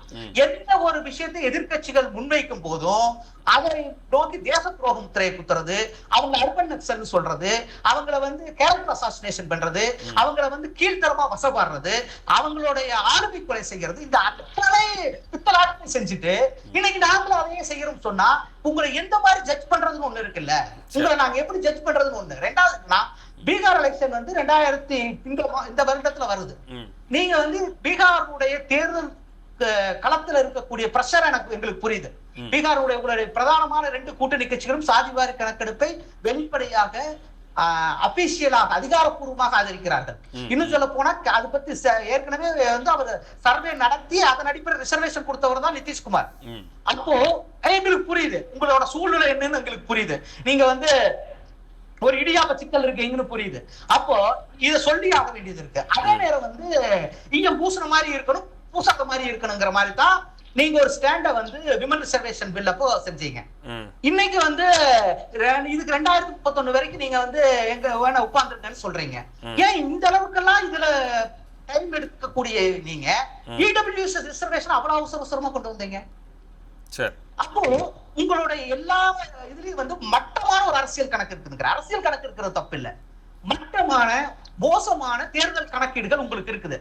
ஆனா எப்போ எதிர்கட்சிகள் ஒரே மாதிரியான கோரிக்கையை ஒரே குரலை தான் பேசிட்டு இருந்தாங்க. அதுல இந்த காரணங்களுக்காக இது தேவைப்படுது. இது காலகட்டத்தினுடைய தேவை, வரலாற்றினுடைய தேவை. வரலாற்று இந்த காலகட்டத்தினுடைய தேவை நாம் செஞ்சாகணும்னு சொல்றோம். சொல்றப்ப அதை நீங்க டாக்டர் ராஜசேகர் இருக்காரு, அவர்கிட்ட நான் பூர்வமா எதிர்கொண்டிருந்தீங்கன்னா இப்ப இந்த விமர்சனமே கிடையாது. சரி, நான் ராஜசேகர் சார் அதை கேட்டு வரேன். ராஜசேகர் சார் வணக்கம். இதுல பாஜக ஒரு திட்டத்தை எதிர்கட்சிகள் சொல்லும் போதெல்லாம் செவி சாய்க்கல, அதை நாங்கள் சொல்லும் போது அவதூறு பேசுறீங்க, எங்களை ஏளனமா பேசுறீங்க, தேச துரோக முத்திரை கொடுத்துறீங்க, அதாவது இவங்கெல்லாம் ஜாதிவாரி கணக்கெடுப்பு எடுக்க சொல்லி மக்களை துண்டாடுறாங்க அப்படின்லாம் சொல்லி விமர்சனம் பண்ண நீங்க இன்னைக்கு இதை எடுத்துட்டு வர்றீங்க அப்படின்னு சொன்னா அது தேவை கருதி நீங்க புரிஞ்சுக்கிட்டு எடுத்துட்டு வரீங்களா, இல்லை அரசியல் லாபத்துக்காக எடுத்துட்டு வரீங்களா? அப்போ நாங்கள் அன்னைக்கு சொன்ன போது எங்களை எவ்வளோ வசைப்பாடுனீங்களே, அதுக்கெல்லாம் என்ன பதில்? அப்ப நாங்க அன்னைக்கு கரெக்டா தானே சொல்லியிருக்கிறோம் அப்படின்ற கேள்வி முன்வைக்கிறோம். என்னைக்கு கரெக்டா சொன்னீங்க? என்னைக்கு கரெக்டா சொன்னீங்க? இல்ல அவங்க எதிர்கட்சியில இருந்து சாதிவாரி கணக்கெடுப்பு தொடர்ந்து வலியுறுத்திட்டு வராங்கல்ல, அதுக்காக சொல்றேன். எப்பத்துல இருந்து வலியுறுத்திட்டு வராங்க? காங்கிரஸ்காரங்க மாதிரி பேசணும், நெறியாளர் மாதிரி பேசுங்க. சார் உங்க டைம் முடிஞ்சு, நீங்க பேசி முடிச்சிட்டீங்க, உங்களுக்கு சான்ஸ் திருப்பி கொடுப்பாங்க, அப்ப திரும்ப பதில் சொல்லுங்க, எழுதி வச்சுக்கோங்க. காங்கிரஸ்காரங்க எண்ணெயில இருந்து ஜாதிவாரி கணக்கெடுப்பு வேணும்னு ஆதரிச்சாங்க. திடீர்னு ஒரு 3 வருஷத்துக்கு முன்னாடி ராகுல் காந்தி தூக்கத்துல இருந்து விழிச்சாரு, அவருக்கு அன்னில இருந்து சாதிவாரி கணக்கெடுப்பு எடுக்கணுங்கிறது வந்துச்சா? சுதந்திர இந்தியால 60 ஆண்டுகள் ஆட்சி செஞ்ச நீங்க ஒரு முறை கூட எடுக்கிறதுக்கு உங்களால முடியல. பிஜேபி இப்ப தூக்கத்துல இருந்து முடிச்சுக்கிட்டாங்க. எது சாதிவாரி கணக்கு சார், நீங்க என்ன சார் பேசுறீங்க? சம்பந்தமே இல்லாம பேசுறீங்க. நான் திரும்ப சொல்றேன், நெறியாளர் மாதிரி பேசுறீங்க. காங்கிரஸ்காரங்க காங்கிரஸ் மாதிரி பேசிப்பாங்க, சரியா? நீங்க கேளுங்க சார், நீங்க பதில் கேட்கணும். If you expect an answer, you have to wait for the answer. சொல்லுங்க. ரைட்? ராகுல் காந்தி 60 ஆண்டுகள் காங்கிரஸ் தானே ஆட்சியில இருந்தது. அப்ப நீங்க தூங்கிட்டு இருந்தீங்களா? அப்ப ஏன் எடுக்கல? அப்ப ஏன் சார் எடுக்கல? பதில் சொல்லுங்க சார். என்ன கேக்குறீங்களா? நீங்க பதில் சொல்லுங்க சார். நாங்க ஆட்சிக்கு வந்ததுல இருந்து 2014 இருந்து நாங்க ஆட்சியில இது வரைக்கும் எத்தனை சென்சஸ் எடுத்திருக்காங்க? சரி, எத்தனை சென்சஸ் எடுத்திருக்காங்க? இது வரைக்கும் எடுக்கல. எங்களுக்கு தெரியும் சார். இந்த மாதிரி எல்லாம் பேசுற வேலை வச்சுக்க கூடாது, தெரியுதா? இந்த மாதிரி எல்லாம் பேசுற வேலை வச்சுக்க கூடாது. என்ன துப்பு இல்லன்றீங்க? என்ன நான் அன்பார்லிமெண்டரியா பேசுறேன்? உங்களுக்கு பேச தெரியுமா? பேச தெரிஞ்சா பேசணும். தேவையில்லாத வார்த்தைகள்லாம் விடக்கூடாது. தேவையில்லாத வார்த்தைகள் விடக்கூடாது. துப்பு கெட்டவங்க நீங்க. 60 ஆண்டு காலம் துப்பு கெட்டு இந்தியாவை நடத்துறது நீங்க. சார் ஒரு நிமிஷம். என்ன வார்த்தை பேசுவாரு அவரு? முருகானந்தம் சார் கொஞ்சம் அமைதியா தர வாங்கிக்கிறீங்களா? இல்ல அப்படிலாம் பேச வேணாம் சார். முரளி சார் சொல்லுங்க. அதாவது வார்த்தைகள் தடித்த வார்த்தைகள் வேண்டாம். கண்டிப்பா அதை அனுமதிக்கல முருகானந்தம் சார். ஏன்னு கேட்டீங்கன்னா நம்மளுடைய நிகழ்ச்சியை மக்கள் பார்த்து கொண்டிருக்கிறார்கள். கண்டிப்பா. வார்த்தையில் தான் ஒரு கட்சியினுடைய தகுதியை தீர்மானிப்பார். கண்டிப்பா முருகானந்தம் சார் ஒரு நிமிஷம் சார், முடிச்சிட்டோம். இல்ல, 50 வருஷமா என்ன பிரச்சனைங்கறத நான் டீடைலா டிஸ்கிரைப் பண்ணிட்டேன் முன்னாடியே. அடுத்த சுற்றுல சொல்லுங்க. அவருடைய கேட்டுட்டு இருந்து ஓட்டு மறுபடியும் இல்ல அதுக்காக அவருடைய பாயிண்ட் அவர் சொல்லாம இருக்க முடியாது. என்ன சார் விவாதம் நடத்துறது? இல்ல அவரோட பாயிண்ட் அவர் சொல்லாம இருக்க முடியாது. அவர் சொல்லட்டும். அடுத்த சுற்றுல நீங்க சொல்லுங்க. டிபேட் வரைக்கும் எல்லாமே பேசிட்டேன். இப்ப எடுத்ததெல்லாம் முன்னாள் நீங்க அதை சொல்லிட்டு இருந்தீங்களா, இன்னைக்கு என்ன மாறிட்டீங்கன்னு கேக்குறேன். நீங்க நேரடியா அதுக்கு வரலாம். 60 ஆண்டு என்ன செஞ்சது, 60 ஆண்டு என்ன செஞ்சுங்கிற மாதிரி முருகானந்தம் சார் ஒரு நிமிஷம் முருகானந்தம். இது நமக்கு கிடைச்ச வெற்றி. இல்ல முருகானந்தம் சார் திமுகவுக்கும் கிடைத்த வெற்றி. ஒரு நிமிஷம். ராஜசேகர் சார் அவங்களுக்கு கிடைத்த வெற்றி அப்படின்றதையும் அவங்க நடுவுல கிளைம் பண்றாங்க. இவ்வளவு கேவலமான ஹிப்போக்ரைட்ஸ் வந்து உலகத்திலே இருக்க மாட்டாங்க. Like Congress, no other is an hypocrite like this. இவ்வளோ மட்டமா இப்படி ஒரு ஹிப்போக்ரஸியை யாராலையுமே மெயின்டைன் பண்ண முடியாது. 60 ஆண்டு நாங்கள் இருப்போம், எங்களால் செய்ய முடியாது, எங்களுக்கு செய்யறதுக்கு முடியாது, ஆனால் நீங்கள் வந்துட்டீங்கன்னா நீங்கள் செய்ய மாட்டீங்க அப்படின்ற ஒரு நம்பிக்கையில் நான் அதை வந்து அரசியல் ஆதாயம் தேடுறதுக்காக அதை ஒரு ஆயுதமாக நான் கையில் ஏந்துவேன்னு நினச்சாரு ராகுல் காந்தி. அதைத்தான் பண்ணிட்டு இருக்கலாம். அதை வச்சு நம்ம வந்து ஒரு பெருசாக பூச்சாண்டி காட்டலாம். ஏன் அர்பன் நக்சல்னு சொன்னாங்க? இதை முன்னிறுத்தி கலவரங்களையும் இதை முன்னிறுத்தி மக்களை பிளவுபடுத்துற நோக்கத்தையும் தான் அர்பன் நக்சல்னு சொன்னாங்க. சரி, as a policy is a policy, matter of policy தான் பேசணும். நீங்க இத முன்னிறுத்தி சார், நீங்க சார் எப்ப சார் கோவம் வரும் சொல்லுங்க சார்? நீ 60 நாள் உட்கார்ந்துட்டு இருந்த, நீ செய்யல, நான் 4 நாள் தான் உட்கார்ந்துருக்கேன், நீ என்ன வந்து கேக்குறியா? அப்ப நீ என்ன நோக்கத்துல பேசுறேன்னு கேட்க மாட்டாங்க. இந்த இடத்துல இந்த சின்ன கிளாரிட்டி என்ன அப்படின்னு சொன்னா, இப்ப நீங்க சொல்றீங்களா அவங்கள இந்த எந்த காரணத்துக்காக அர்பன் நக்சல்னு சொல்றாங்க, நீங்க அதை எப்படி டிஃபரன்ஷியேட் பண்ணி எப்படி காட்டுங்க? அவங்க வந்து ஜாதிவாரி கணக்கெடுப்பு வேணும்னு அவங்க கேக்குறாங்க, நீங்க இன்னைக்கு நாங்க பண்றோம் அப்படின்னு சொல்லுங்க. ஜாதிவாரி கணக்கெடுப்பு வேணும்னு அவங்க கேட்டாங்க, நீங்க திரும்பி சொல்லாதீங்க. அத அவங்க சொல்லிக்கட்டும். சரி, நீங்க அத சொல்லாதீங்க. நீங்க சொல்லும் பொழுது ஜாதிவாரி கணக்கெடுப்பு வேணும்னு அவங்க கேட்டாங்க, நான் சொல்லக்கூடாது சார். ஏன் சொல்லக்கூடாது சார்? 60 ஆண்டு என்ன சார் பண்ணாங்க? அதுக்கு பதில் சொல்லிட்டு சொல்லுங்க சார். 3 இயர்ஸ் அவர் கேக்குறாருல, நீங்க அத 3 இயர்ஸ் சார், அததான் சார் சொல்றேன். நான் 60 வருஷம் ஆட்சியில இருப்பேன், நான் செய்ய மாட்டேன். 3 வருஷம் நான் எதிர்க்கட்சியில இருப்பேன், நீ செய்யின்னு நான் கேட்பேன். சரி, அப்ப நான் எவ்வளவு கேவலமான ஹிப்போக்ரைட்டா இருப்பேன்? இல்ல கரெக்டா இல்லையா? அத கேட்கும்போது நீங்க செய்யக்கூடிய அப்படிதான் சார் ரியாக்ட் பண்ணுவாங்க. 60 நாள் நீ தானடா இருந்த, 3 நாள் இப்ப என்னடா குதிக்கிறேன்னு கேட்பனா கேட்க மாட்டேனா? சரி சார், செய்யக்கூடிய இடத்துல நீங்க இருந்தீங்க. அப்படி சொல்லலையே நீங்க. 60 நாள் நீங்க எடுத்துக்க அப்படி நீங்க சொல்லலையே. நீங்க என்ன சொல்றீங்க? அப்படி செய்யறதே தப்புன்னு சொல்லிட்டு நீங்க அப்படிதான் சொன்னாங்க. நீங்க திரும்பி அதெல்லாம் எடுத்து பாருங்க. இல்ல நீங்க அத அப்படிதான் சொன்னாங்க. நீங்க அந்த ஃபுல் சென்டென்ஸ் எடுத்து பார்க்கணும். நீங்க ஒரே ஒரு லைன் வரி எடுத்து வச்சு பேசக்கூடாது. ஃபுல் பேராகிராஃப் எடுத்து படிங்க. 60 ஆண்டுகால காங்கிரஸ் உடைய ஆட்சியில நீங்க செய்ய முடியாததை, செய்யாததை, செய்யக்கூடாதுன்னு நினைச்சதை இப்ப நாங்க வந்த உடனே எங்களுக்கு வந்து உங்களுக்கு ஒரு அரசியல் ஆயுதமா எங்களை எதிர்க்க பயன்படுத்துறீங்களே, you are an hypocrite. இதை வச்சு மக்கள் கிட்ட பிளவுபடுத்தி மக்கள் கிட்ட வந்து ஒரு சாதி கலவரத்தை உண்டு பண்ணுங்கிற நோக்கத்துல நீங்க நிறைய வேலை பின்னாடி பண்ணிட்டு இருக்கீங்களே, அது வந்து அர்பன் நக்சல். உண்மை அப்படிதான் சொல்லுவோம், அப்படிதான் சொல்லணும். இதை வந்து நியாயப்படுத்துறதுக்கு யாராலையுமே முடியாது. nobody can இத வந்து ஜஸ்டிஃபையே பண்ண முடியாது இவங்களோட ஹிப்போக்ராட்டிக் ஆக்ட். இப்போ நீங்க பாலிசி டிசிஷனா நீங்க இத பண்றீங்க. ஆமா சார், பாலிசி டெசிஷன் எங்களுக்கு எப்ப எதை பண்ணணும்ங்கிறது கரெக்டா தோதுப்பட்ட நேரத்துல தான் பண்ண முடியும். 2021ல சென்சஸ் பண்ண முடியும். அதுதான் அவங்க என்ன சொல்றாங்க, இப்ப எலெக்ஷன் வருது, உங்களுக்கு தோதான நேரத்துல அங்க இருக்கிற பிரஷர்னால நீங்க வந்து அதை பண்றீங்க அப்படின்னு அவங்களுடைய குற்றச்சாட்டு வைக்கிறாங்க. நாங்க தானே பண்றோம், நீங்க இருந்தா பண்ணிருப்பீங்களா? 2020 ஒருவேளை தோதுப்பட்ட நேரம் வந்து அதான் பண்ணிருப்பாங்கல்ல. 60 வருஷம் வரல, ஏன்னா தோக்க மாட்டோம்னு இருக்கும் போதெல்லாம் வரல. 2024ல நாங்க ஆட்சிக்கு வந்தா நாங்க வந்து சாதிவாரி கணக்கெடுப்பு எடுப்போம் அப்படின்னு சொல்லிட்டு அவங்க வந்து தேர்தல் அறிக்கையில கொடுத்தாங்க. வந்திருந்தா பண்ணிருப்பாங்கன்னு நினைக்கிறீங்களா? 60 வருஷம் உங்க கையில இருக்கும் போது நீ பண்ணல, இப்ப 5 வருஷம் கொடுத்தா நீ பண்ணிருவியா? பண்ண மாட்டேன்.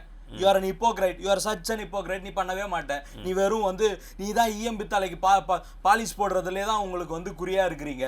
அவங்க காங்கிரஸ் இப்ப நண்பர் சொன்ன மாதிரி ஈயம் பூசுறதுக்கு தான் இவங்களுக்கு வேலையை தவிர எந்த ஒரு பாலிசி டெசிஷனையும், எந்த ஒரு கிரித்தான கட்ஸான எந்த டெசிஷனையும் காங்கிரஸ் எடுக்காது, எடுக்க மாட்டாங்க. எடுக்காம அப்படியே மேல் பூச்சா ஒரு அரசியல் பண்ணிட்டு காணாம போயிருவாங்க. அதை ஸ்ட்ராங்கா ஒரு மோடி மாதிரி ஒரு பிரைம் மினிஸ்டர் உட்கார்ந்து அதை ஸ்ட்ராங்கா எடுத்து அதை வந்து கரெக்டா பண்ணணும் பொழுது இது எங்களால தான் வந்தது, இது எங்களால தான் வந்தது, இது திமுகக்கு கிடைச்ச வெற்றின்னு கொஞ்சம் கூட இதுவே இல்லாம அதுக்கும் ஸ்டிக்கர் ஒட்டிப்பாங்க. எதுக்கெல்லாம் ஸ்டிக்கர் ஒட்டணும்னு தெரியாம எல்லாத்துக்கும் ஸ்டிக்கர் ஒட்டுவாங்க. இவங்க சொல்லி தான் இங்கே எல்லாம் நடக்கணும், இவங்க சொல்லாமல் இங்கே எதுவும் நடக்காது, மற்றவங்கெல்லாம் வந்து அதை யோசித்து அதை செய்ய மாட்டாங்க, நீங்கள் ஆட்சியில் இருந்தாலும் அதை செய்ய மாட்டீங்க. பீகார் தேர்தலை முன்னிறுத்தி தான் அங்க தொடரக்கூடிய விஷயங்களை முன்னிறுத்தி தான் நடக்குதுன்னு பீகார் தேர்தலை முன்னிறுத்தினா சார் அவர் சொல்வார் சார் சிஎம், 1931 நம்ம சென்சஸை வந்து காஸ்ட் பேஸ் சென்சஸை எடுக்கிறத நிறுத்தியாச்சு. சரி, 1941 வேர்ல்டு வார் இருந்தது, அதுக்கப்புறம் வந்து ஜவஹர்லால் நேரு வந்து அதை தள்ளி போட்டாங்க, அதுக்கப்புறம் அதை இல்லை எடுக்காமையே ஆக்கிட்டாங்க. அதுக்கப்புறம் சுதந்திர இந்தியாவில் இது வரைக்கும் எடுக்கவே கிடையாது. சுதந்திர இந்தியாவில் முதல்ல சாதிவாரி கணக்கு எடுக்கணுங்கிறதுக்கு மோடி பிரைம் மினிஸ்டர் ஆகி வர வேண்டியதா இருக்கு. அதுக்கு நாட்டுக்கான சூழ்நிலை இத்தனை வருஷத்துக்கு வேற எந்த பிரச்சனையும் வராம இதனால நிறைய ப்ராப்ளம்ஸும் இருக்கு. நீங்க ஃபீல்டில் பப்ளிக்கு கிட்ட இதுக்கான ரெஸ்பான்ஸ் எப்படி இருக்கும், இதனால நாட்டில் என்னென்ன மாதிரியான ப்ராப்ளம்ஸ்லாம் வரும், இதெல்லாத்தையும் அனலைஸ் பண்ணிட்டு அதுக்கு தோதான நேரம் இருக்கும் பொழுது தான் அதை செய்ய முடியும். அதை பாரதிய ஜனதா அரசாங்கம் இத்தனை நாள் அதை பார்த்துட்டு சரி ஓகே இப்போ பண்ணனா இது கரெக்டாக இருக்கும்னு தோதுப்பட்ட நேரம் வந்திருக்கிறதுனால அதை பண்ணுறாங்களே ஒழிய, நீங்கள் சொல்கிற மாதிரி திடீர்னு வந்து நாங்கள் சொன்னதுனால தான் இவங்க கேட்டுட்டாங்க, பீகாரில் எலெக்ஷன் வருது அதனால பண்ணிட்டாங்க கிடையாது. இப்போ பீகார் எலெக்ஷனுக்கு முன்னாடியே அங்கே வந்து ரிசர்வேஷன் பாலிசி மாறி இருக்கு. இல்லை, இதுக்கு முன்னாடி பாஜகவை சார்ந்தவர்கள் வந்து சாதிவாரி கணக்கெடுப்பு வேணும் அப்படின்னு எந்தெந்த இடத்துல எல்லாம் வந்து பேசியிருக்கீங்க, இல்லை எந்தெந்த இடத்துல எல்லாம் அதுக்கான முயற்சிகள் வந்திருக்கு? நிறைய இடத்துல பேசியிருக்கிறாங்க. சாதிவாரி கணக்கெடுப்புகள் அதுக்கான நேரம் வரும்பொழுது அது வருங்கிறதே நிறைய இடத்துல பதிவு பண்ணியிருக்கிறாங்க. இப்போ இல்லை, 2005 இருந்து 2008 இருந்தே இந்த பதிவுகள் வந்து நீங்க எல்லா இடத்துலயும் பார்க்க முடியும். ஓகே, இது பாரதிய ஜனதா கட்சி இதுக்கு முன்னாடி இது பேசினதே கிடையாது. இது இவங்களுக்கு வந்து இது ஆகவே ஆகாத ஒரு விஷயம். இது இவங்க ஏதோ இவங்களுக்கு காங்கிரஸுக்கு தோன்றிய ஞானோதயத்தில் அவங்க சொன்னதாகவும் வேற வழியே இல்லாம பாரதிய ஜனதா கட்சி அதை ஏத்துக்கிட்ட மாதிரியும் பேச வேண்டிய பேச்சுக்களுக்கான இடம் இங்க இல்லை.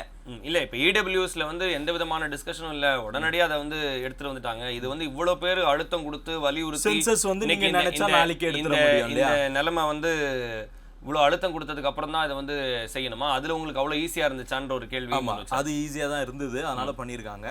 அதே மாதிரி இதையும் வந்து ஈஸியாகவே பண்ணிடுவாங்க, எந்தவித கலவரம் இல்லாமல், எந்தவித பிரச்சனையும் இல்லாமல். நீங்கள் நினைச்ச மாதிரி கலவரம் பண்ண முடியாமல் காங்கிரஸ் வந்து பல ஆண்டுகளா செய்துட்டே இருக்கக்கூடிய இந்த சாதி கலவரங்கள், அவங்க சாதிவாரி கணக்கெடுப்பு வேணும்னு கேட்கறத வந்து நீங்க வந்து அர்பன் நக்சல்னு சொன்னதை வந்து நியாயப்படுத்தி அதை நீங்க அப்படி சொல்றீங்க. ஆனா நீங்க எடுக்கும்போது வந்து அது பாலிசி டிசிஷன் சொல்றேன், நீங்க எடுக்கும்போது மக்கள் நான் திரும்பவும் சொல்றேன் உங்ககிட்ட, பாலிசி டெசிஷனை வந்து அர்பன் நக்சல்னு சொல்லல.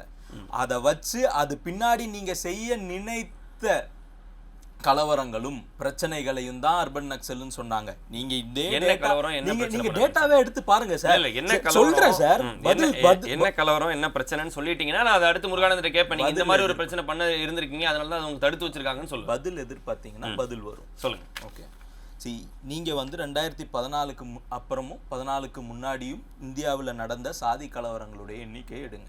சரி, எல்லா சாதி கலவரங்களுக்கு பின்னாடியும் காங்கிரஸுடைய கை ஓங்கி தான் இருந்திருக்கு. சரி, காங்கிரஸுக்கு இதுதான் வேலையாவே இருந்திருக்கு. அவங்க இத பண்றதுல ரொம்ப ரொம்ப ரொம்ப கெட்டிக்காரங்களா இருந்திருக்கிறாங்க கடந்த காலங்கள்ல. திரும்பவும் அதை செய்யக்கூடாது அப்படிங்கிற ஒரு பயம், மக்களுக்கு எந்தவித பதட்ட சூழ்நிலையும் வரக்கூடாதுங்கிற ஒரு எண்ணம் இருக்கிறதுனால we had to wait. இல்ல, சாதி கலவரம்னா ஒரு 2-3 எக்ஸாம்பிள் சொல்லுங்க. எந்த இடத்துல நடந்தது, இல்ல அவங்க காங்கிரஸ் இதனுடைய பின்னணியில இருக்கிறாங்கன்னு ஏதாவது ப்ரூவ் ஆயிருக்கா? அதுக்கு இப்ப அவர்கிட்ட மொத்தமா நீங்க என்ன கலவரம் பண்ணீங்கன்னா நீங்க இல்ல பாஜக தான் கலவரம் பண்ணாங்கன்னு அவங்க ஒரு குற்றச்சாட்டு வைக்க கூடாது இல்ல, அதுக்காக கேட்குறேன்.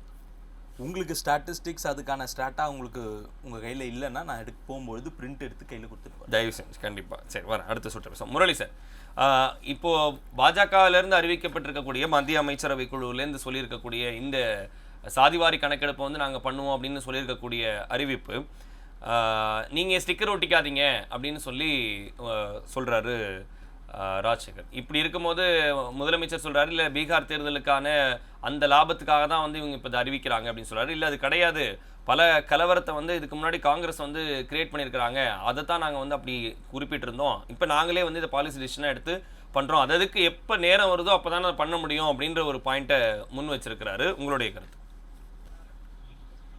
முரளியா சார்? ஆமாம் சார், சொல்லுங்கள் சார், உங்களோட தான். ஜாதிவாரி கணக்கெடுப்பும் மக்கள் தொகை கணக்கெடுப்பும் எடுப்போம் என்று ஒன்றிய அரசாங்கம் சொல்லி இருக்கிறதின் மூலமாக திராவிட முன்னேற்ற கழகத்தினுடைய கொள்கை வெற்றி பெற்றிருக்கிறது. திராவிட முன்னேற்ற கழகத்தின் கோரிக்கை வெற்றி பெற்றிருக்கிறது. ஏனென்று கேட்டால், நாங்கள் தொடர்ந்து எங்கள் தலைவரும் திராவிட இயக்கங்களும் ஜாதிவாரி கணக்கெடுப்பும் மக்கள் தொகை கணக்கெடுப்பும் நடத்த வேண்டும் என்று நாங்கள் வற்புறுத்தி கொண்டுதான் இருந்தோம். அது மட்டுமல்ல, கடந்த ஜூன் 26 சட்டமன்றத்தில் ஒரு தீர்மானம் கொண்டு வந்து ஒன்றிய அரசாங்கம் இந்த ஜாதிவாரி கணக்கெடுப்பும் மக்கள் தொகை கணக்கெடுப்பையும் எடுக்க வேண்டும் என்று எங்கள் தலைவர் சட்டமன்றத்தில் தீர்மானம் கொண்டு வந்தார். அந்த தீர்மானம் நிறைவேற்றப்பட்டிருக்கிறது. அதனுடைய அடிப்படையில் இப்பொழுது ஒன்றிய அரசாங்கத்தினுடைய ஒன்றிய அமைச்சராக இருக்கின்ற அஸ்வினி அவர்கள் அறிவித்திருப்பது மிக மகிழ்ச்சியான ஒரு செய்திதான். ஆனால் என்ன எங்களுக்கு ஒரு சந்தேகம் என்று கேட்டால், எப்பொழுது எடுப்பார்கள், எப்பொழுது முடிப்பார்கள் என்ற சந்தேகம். தேதி சொல்லி இருக்காங்களா? இந்த ஆண்டு தொடங்குவோம், இந்த மாதம் தொடங்குவோம், இந்த நாள் தொடங்குவோம், இந்த ஆண்டு முடிப்போம், இதை அமலுக்கு கொண்டு வருவோம் என்று சொல்லி இருக்கிறார்களா என்றால் சொல்லவில்லை. பொத்தாம் பொதுவாக பேசியிருக்கிறார். ஒன்றுமில்லை, நாட்டினுடைய பிரதமராக இருக்கின்ற நம்மளுடைய நரேந்திர மோடி அவர்கள் மத்திய பிரதேசத்தில் தேர்தல் பிரச்சாரம் செய்கிறார். அப்பொழுது பார்த்தீர்களானால், பீகாரில் நம்ம முதலமைச்சராக இருந்த நிதிஷ்குமார் அவர்கள் ஜாதிவாரி கணக்கெடுப்பினுடைய அறிவிப்பை வெளியிட்டுக் கொண்டிருக்கிற பொழுது தேர்தல் பிரச்சாரத்தில் பேசுற பொழுது அவர் சொல்றார், மக்களை ஜாதியாக பிரித்து வைக்கின்ற பாவத்தை எதிர்கட்சிகள் எல்லாம் செய்து கொண்டிருக்கிறது. ஆகவே அந்த பாவம் செய்கின்ற அவர்களுக்கு விமோச்சனம் கிடைக்காது என்று ஜாதிவாரி கணக்கெடுப்பையும் மக்கள் தொகை கணக்கெடுப்பை எடுப்பதை கூட பாவம் என்று சொன்னவர் நாட்டினுடைய பிரதமர் நம்மளுடைய நரேந்திர மோடி அவர்கள். ஆனால் அவரே இப்பொழுது அவருடைய அமைச்சரவையே இப்பொழுது ஒப்புதல் கொடுத்து எடுப்போம் என்று சொல்லி இருக்கிறார்களே தவிர எடுப்பார்களா என்ற நம்பிக்கை எனக்கு இல்லை. ஏனென்று சொன்னால், இந்த நாட்டில் வந்து பொய் சொல்கிறார்கள் என்று சொல்லி பொய் சொல்லியே ஆட்சிக்கு வந்த ஒரு மனிதன் உண்டு என்றால் அது நம்மளுடைய பிரதமர் நரேந்திர மோடி அவர்கள் மட்டும்தான். ஏனென்று கேட்டால், நீங்கள் ஒன்றும் கிடையாது. 2018 ஆய்வு கூட்டத்தில் இவர்கள் ஒரு தீர்மானம் கொண்டு வருகிறார்கள். என்ன தீர்மானம் கொண்டு வருகிறார்கள் என்றால், மக்கள் தொகை கணக்கெடுப்பும் ஜாதிவாரி கணக்கெடுப்பும் எடுக்க வேண்டும் என்று ஒரு தீர்மானம் கொண்டு வரப்படுகிறது. அப்பொழுது பார்த்தீங்கன்னா 2021 எடுக்கணும்னு சொல்றாங்க. 2021 இந்த வழக்கு உச்ச நீதிமன்றத்திற்கு போன பொழுது அவர்கள் உச்ச நீதிமன்றத்தில் இப்பொழுது ஜாதிவாரி கணக்கெடுப்பு எடுப்பதற்கான ஒரு சாத்தியக்கூறு இல்லை என்று சொல்லி உச்ச நீதிமன்றத்திலேயே அவர்கள் இல்லை என்று சொல்லிவிட்டு வந்தவர்கள் இப்பொழுது திடீரென்று சொல்லி இருக்கிறார்கள் என்றால் ஏதோ ஒரு பிரச்சனையில் அவர்கள் சிக்கி இருக்கிறார்கள் என்றால் என்ன பிரச்சனை என்றால், பீகார் தேர்தல் வந்துவிட்டது. பீகார் தேர்தலில் அவர்கள் ஜெயிக்க வேண்டும் என்று சொன்னால் இதை அறிவிக்க வேண்டும். அறிவிக்காமல் விட்டுவிட்டால் தன்னை ஆதரித்துக் கொண்டிருக்கிற நிதிஷ்குமார் வரவேற்கிறீங்களா? இல்ல இதுக்கு பின்னாடி அரசியல் இருக்குதா, அரசியல் தான் காரணம் அப்படின்னு சொல்றீங்களா? இப்ப பீகார் தேர்தலே இருக்கட்டுமே, இப்ப இந்தியா முழுமைக்கும் வந்து ஜாதிவாரி கணக்கெடுப்பு எடுத்துறதானே போறாங்க. சார், ஜாதிவாரி கணக்கெடுப்பு எடுப்பது நாங்கள் வரவேற்க ஒன்றுதான். எங்கள் தலைவரே அழகாக சொல்லி இருக்கிறார், இதை நாங்கள் வரவேற்கிறோம். ஆனாலும் எப்பன்னு கேட்டிருக்காரு, எப்ப எடுக்க போறீங்க அதை சொல்லுங்க. ராஜசேகர கேட்டு கூட நீங்க சொல்லலாம், இந்த ஆண்டு இந்த மாதத்துல நாங்க எடுக்கிறோம்னு சொன்னவனாக்க பரவாயில்ல.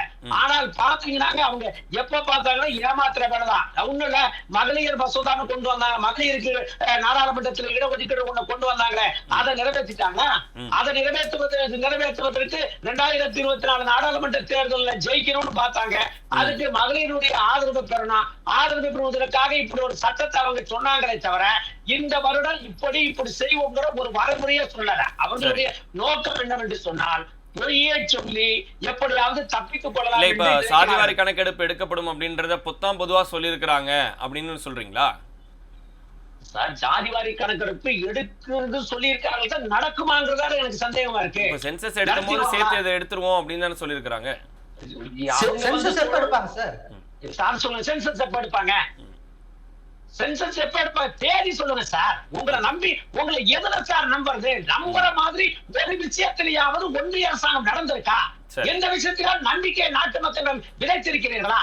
ஒன்றும் கிடையாது. இல்ல, கடந்த அவரு என்ன குற்றச்சாட்டு வைக்கிறாருன்னா, கடந்த 60 ஆண்டுகளா நீங்க ஆட்சியில இருக்கீங்க, அப்பெல்லாம் நீங்க எதுவும் செய்யல, ஸ்ட்ராங்கான டிசிஷன் எதுவுமே காங்கிரஸ் வந்து எடுக்கல. அப்படி இருக்கும்போது இப்போ வந்து மோடி மாதிரி ஒரு பிரதமர் வந்து அதை எடுக்கும் போது அதை ஏன் இப்படி விமர்சனம் பண்றீங்க? நீங்க வேணும் தானே கேக்குறீங்க, அதை செய்யறோம் அப்படின்னு சொல்றாரு. விகிதாச்சார பிரதித்துவமாக இருந்தாலும் அதே போல இடஒதுக்கீடாக இருந்தாலும் அது சமூக நீதி கொள்கைக்கு ஆணிவேராக இருப்பதிலே திராவிட முன்னேற்ற கழகம் அசைக்க முடியாத நம்பிக்கை வைத்திருக்கிறது. ஏனென்று கேட்டால், இந்தியாவில் இருக்கிற மாநிலங்களிலேயே இடஒதுக்கீடு 69% இருக்கிற ஒரே மாநிலம் தமிழ்நாடு. ஆனால் இந்த 69% இடஒதுக்கீடு தாழ்த்தப்பட்ட பிற்படுத்தப்பட்ட பழங்குடியின மக்களுக்கு இந்தியா முழுவதும் வர வேண்டும் என்பதிலே திராவிட முன்னேற்ற கழகம் உறுதியாக இருக்கிறது. ஆனால் அதை நடைமுறைப்படுத்துவதற்கு ஒன்றிய அரசாங்கம் தயக்கம் காட்டுகிறது என்பதுதான் எங்களுக்கு வருத்தமாக இருக்கிறது. ஒன்றும் கிடையாது. 2011 மன்மோகன் சிங் அவர்கள் இந்தியாவின் பிரதமராக இருந்தார். பிரதமராக இருந்த பொழுது இந்த கணக்கெடுப்பு எடுக்கப்பட்ட பிறகு தலைமை பதிவாளர் அமைப்பு இதை ஏற்றுக்கொண்டது. அதே போல சென்சஸ் அமைப்பும் இதை ஏற்றுக்கொண்டது. ஆனால் ஒரு 2 வருட காலம் மன்மோகன் சிங் ஆட்சியில் இருந்திருந்தால் வெளியிட்டிருப்பார். ஆனால் அதற்கு முன்பாக மோடி அவர்களுடைய ஆட்சி வந்ததுக்கு அப்புறம் 11 வருடங்களாக மன்மோகன் சிங் அவர்களுடைய தலைமையில் எடுக்கப்பட்ட ஜாதிவார மக்கள் தொகை கணக்கெடுப்போ ஜாதிவார கணக்கெடுப்போ பட்டியலையோ வெளியிட்டார்களாக தான் வெளியிடவில்லை. வெளியிடாமல் அவர்கள் தான் தடுத்து வைத்திருந்தார்கள். ஆனால் இப்போது பேசுகிற ராஜசேகர் சொல்றாரு, என்ன 3 வருஷத்துக்கு முன்னாடிதான் ராகுல் காந்தி விழிச்சுக்கிட்டாரா? 60 வருஷமா காங்கிரஸ் என்ன செஞ்சதுன்னு கேட்டார். நான் ஒண்ணு சொல்றேன், நீங்க இத்தனை நாளா நாங்க ஜாதிவாரி கணக்கெடுப்பு எடுக்க மாட்டோம் அப்படின்னு சொல்லிட்டு இப்ப நீங்க ஜாதிவாரி கணக்கெடுப்பு மக்கள் தொகை கணக்கெடுப்பு எடுப்போம்னு சொன்னீங்கன்னாக்க இப்பதான் நீங்க விழிச்சிட்டீங்களா? நான் தமிழ்நாட்டில் இருக்கிற அதிமுக, தமிழ்நாட்டில் இருக்கிற பிஜேபியில இருக்கிற தலைவர் அண்ணாமலை, தமிழிசை போன்றவர்கள் என்ன சொன்னாங்க? மக்கள் தொகை கணக்கெடுப்ப தமிழ்நாடு அரசு எடுக்கணும். ஏன் எடுக்கணும்? பீகார் எடுத்திருக்கு, கர்நாடகா எடுத்திருக்கு, தெலுங்கானா எடுத்திருக்கு, ஆந்திரா எடுத்திருக்கு. அதே போல தமிழ்நாடு அரசு மக்கள் தொகை கணக்கெடுப்பும் ஜாதிவாரி கணக்கெடுப்பும் எடுக்க வேண்டும் என்று சொன்ன போது எங்கள் தலைவர் அழகாக சொன்னார், அந்த அதிகாரம் மாநில அரசாங்கத்திற்கு கிடையாது. அரசியலமைப்பு சட்டப்பிரிவு 246 படி, சட்டப்பிரிவு 69 படி ஒன்றிய அரசு தான் ஜாதிவாரி கணக்கெடுப்பும் மக்கள் தொகை கணக்கெடுப்பும் எடுக்கின்ற அதிகாரம் ஒன்றிய அரசாங்கத்துக்கு இருக்கிறது என்று எங்கள் தலைவர் சொன்னார். அப்ப நீங்க என்ன சொன்னாங்க? இல்ல மு.க. ஸ்டாலின் போய் பேசுறாரு, இவர் தப்பிச்சுக்கிறதுக்கு பாக்குறாரு. பாமக, அதிமுக, பிஜேபி உட்பட எல்லா கட்சிகளும் சொன்னது. ஆனால் இன்றைக்கு சொல்லுகிறார் ஒன்றிய அமைச்சர் அஸ்வினி வைஷ்ணவ் சொல்லுகிறார், மக்கள் தொகை கணக்கெடுப்பும் ஜாதி வாரிய கணக்கெடுப்பும் எடுக்கின்ற அதிகாரம் மாநில அரசாங்கத்திற்கு இல்லை, ஒன்றிய அரசாங்கம் எங்களுக்கு தான் இருக்கிறது என்று சொன்னார். நாங்கள் அன்னைக்கு இதுதான சொன்னோம். நாங்க சொன்னதான் அவர் சொன்னாரு. ஆனா இத்தனை நாள் எங்கள் மீது இத்தனை குற்றச்சாட்டு சொன்னீங்களே, இத்தனை குற்றச்சாட்டு சொன்ன பிறகும் எங்கள் தலைவர் பொறுமையாக இப்ப என்ன பிரச்சனை? இப்ப உங்களோட சைடுல இருந்து என்ன பிரச்சனை அப்படின்னு சொன்னா, இது எப்ப எடுப்பீங்க எப்ப முடிப்பீங்கன்ற தகவலை உங்களுக்கு சொல்லிட்டா நீங்க அதுல சாட்டிஸ்ஃபைட் ஆயிடுவீங்களா? ஆமா, இதே சார் ஒரே ஒரு விஷயம் சார், எனக்கு பீகார் தேர்தல் அவங்களுக்கு ஒரு அச்சத்தை உண்டாக்கிருச்சு. பீகார்ல அவங்க கூட்டணி வெற்றி பெறுவதற்கான வாய்ப்பு இல்லைங்கிறது தகவல் வந்துருச்சு. அதனால மக்களை ஏமாத்தணும். ஏன்னு கேட்டீங்கன்னா அங்க ஜாதிவாரி கணக்கெடுப்புக்கு பெரிய வரவேற்பு இருக்கு. அதை நாங்க செய்வோம் அப்படின்னு உத்தரவாதத்தை கொடுங்கன்னு நிதிஷ்குமார் கண்டிப்பா மோடியை கேட்டிருப்பாரு. சரி, உன்னை ஆபத்தில் காப்பாத்துக்கிற பாண்டவராக இருந்து உன்னை நான் காப்பாற்றுவதற்கு அடித்து விடுகிற பொய்களில் இன்னொரு பொய்யை நான் அடித்து விடுறேன்னு சொல்லி ஒரு பொய்யை அவுத்து விட்டுருப்பாங்கிறதா என்னுடைய கணிப்பா இருக்கு. இது ஏன் கணிப்பு? நந்தகுமார் சார், இப்போ எப்போ எடுப்பாங்க எப்போ முடிப்பாங்க அப்படின்ற டேட்டா தான் வேணும். அதே போல் பீகார் தேர்தல் தான் இதனுடைய முக்கிய பின்னணி. நிதிஷ்குமாருடைய அழுத்தம் தான் இதுக்கு காரணம். இவ்வளோ நாளாக அவதூறு பேசி கொண்டிருந்தவர்களை நாட்டை பிளவுபடுத்த நினைக்கிறீங்க அப்படின்னு சொல்லி பிரதமர் சொல்லிக்கிட்டு இருந்தார். இப்போ அதை பண்ணணும் அப்படின்னு சொன்னால் உறுதியாக ஒரு அரசியல் காரணம் இல்லாமல் இதை பண்ண முடியாது அப்படின்றத வலியுறுத்தி சொல்லிட்டு இருக்கிறாங்க. இப்போ எப்போ ஆரம்பிப்பாங்க எப்போ முடிப்பாங்க? இது மாதிரியான நிகழ்வுகளுக்கு முன்னாடி இதில் இருக்கக்கூடிய சிக்கல்கள் என்ன, இதில் இருக்கக்கூடிய அரசியல் என்ன? இன்னைக்கு ஒரு பாலிசி டெசிஷனா இன்னைக்கு வரைக்கும், அதாவது இப்போ முருகானந்தமும் கேட்டாரு, ராஜசேகரும் கேட்டாங்க, 2 பேரும் மாறி மாறி பரஸ்பர குற்றச்சாட்டு சாட்டிட்டாங்க. அதனாலதான் நான் ஆரம்பத்திலேயே சொன்னேன், பாரதிய ஜனதாவும் சரி காங்கிரஸும் சரி 2 பேர்த்துக்கிட்டையுமே ஹிப்போக்ரசி இருக்கு.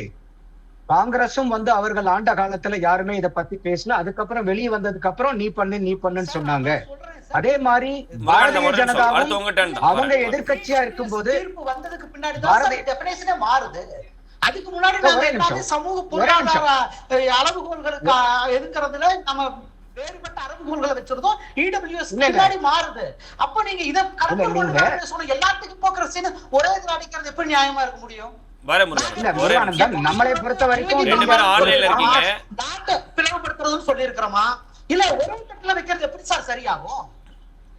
நாங்க நான் நீங்க குற்றச்சாட்டு நீங்க எந்த மாதிரி பேசுறீங்க? ஒரே காங்கிரஸ் பிஜேபியை பத்தி என்ன சொல்லுது, பிஜேபி காங்கிரஸ் பத்தி என்ன சொல்லுங்கிறது அவங்க 2 பேரும் அதுக்கு பதில் சொல்லிக்கிட்டோம். அதுக்கு உள்ளார நான் வரல. நான் ஹிப்போக்ரசின்னு சொல்றது அவங்க வைக்கக்கூடிய குற்றச்சாட்டுகளை இல்ல, பாலிசி டெசிஷன். காங்கிரஸும் ஆண்டும் போது அவங்க 51, 61, 71, 2011 வரைக்கும் சென்சஸ் எடுக்கும் போது எந்த இடத்துலயுமே காஸ்ட் சென்சஸ் பத்தி பேசல.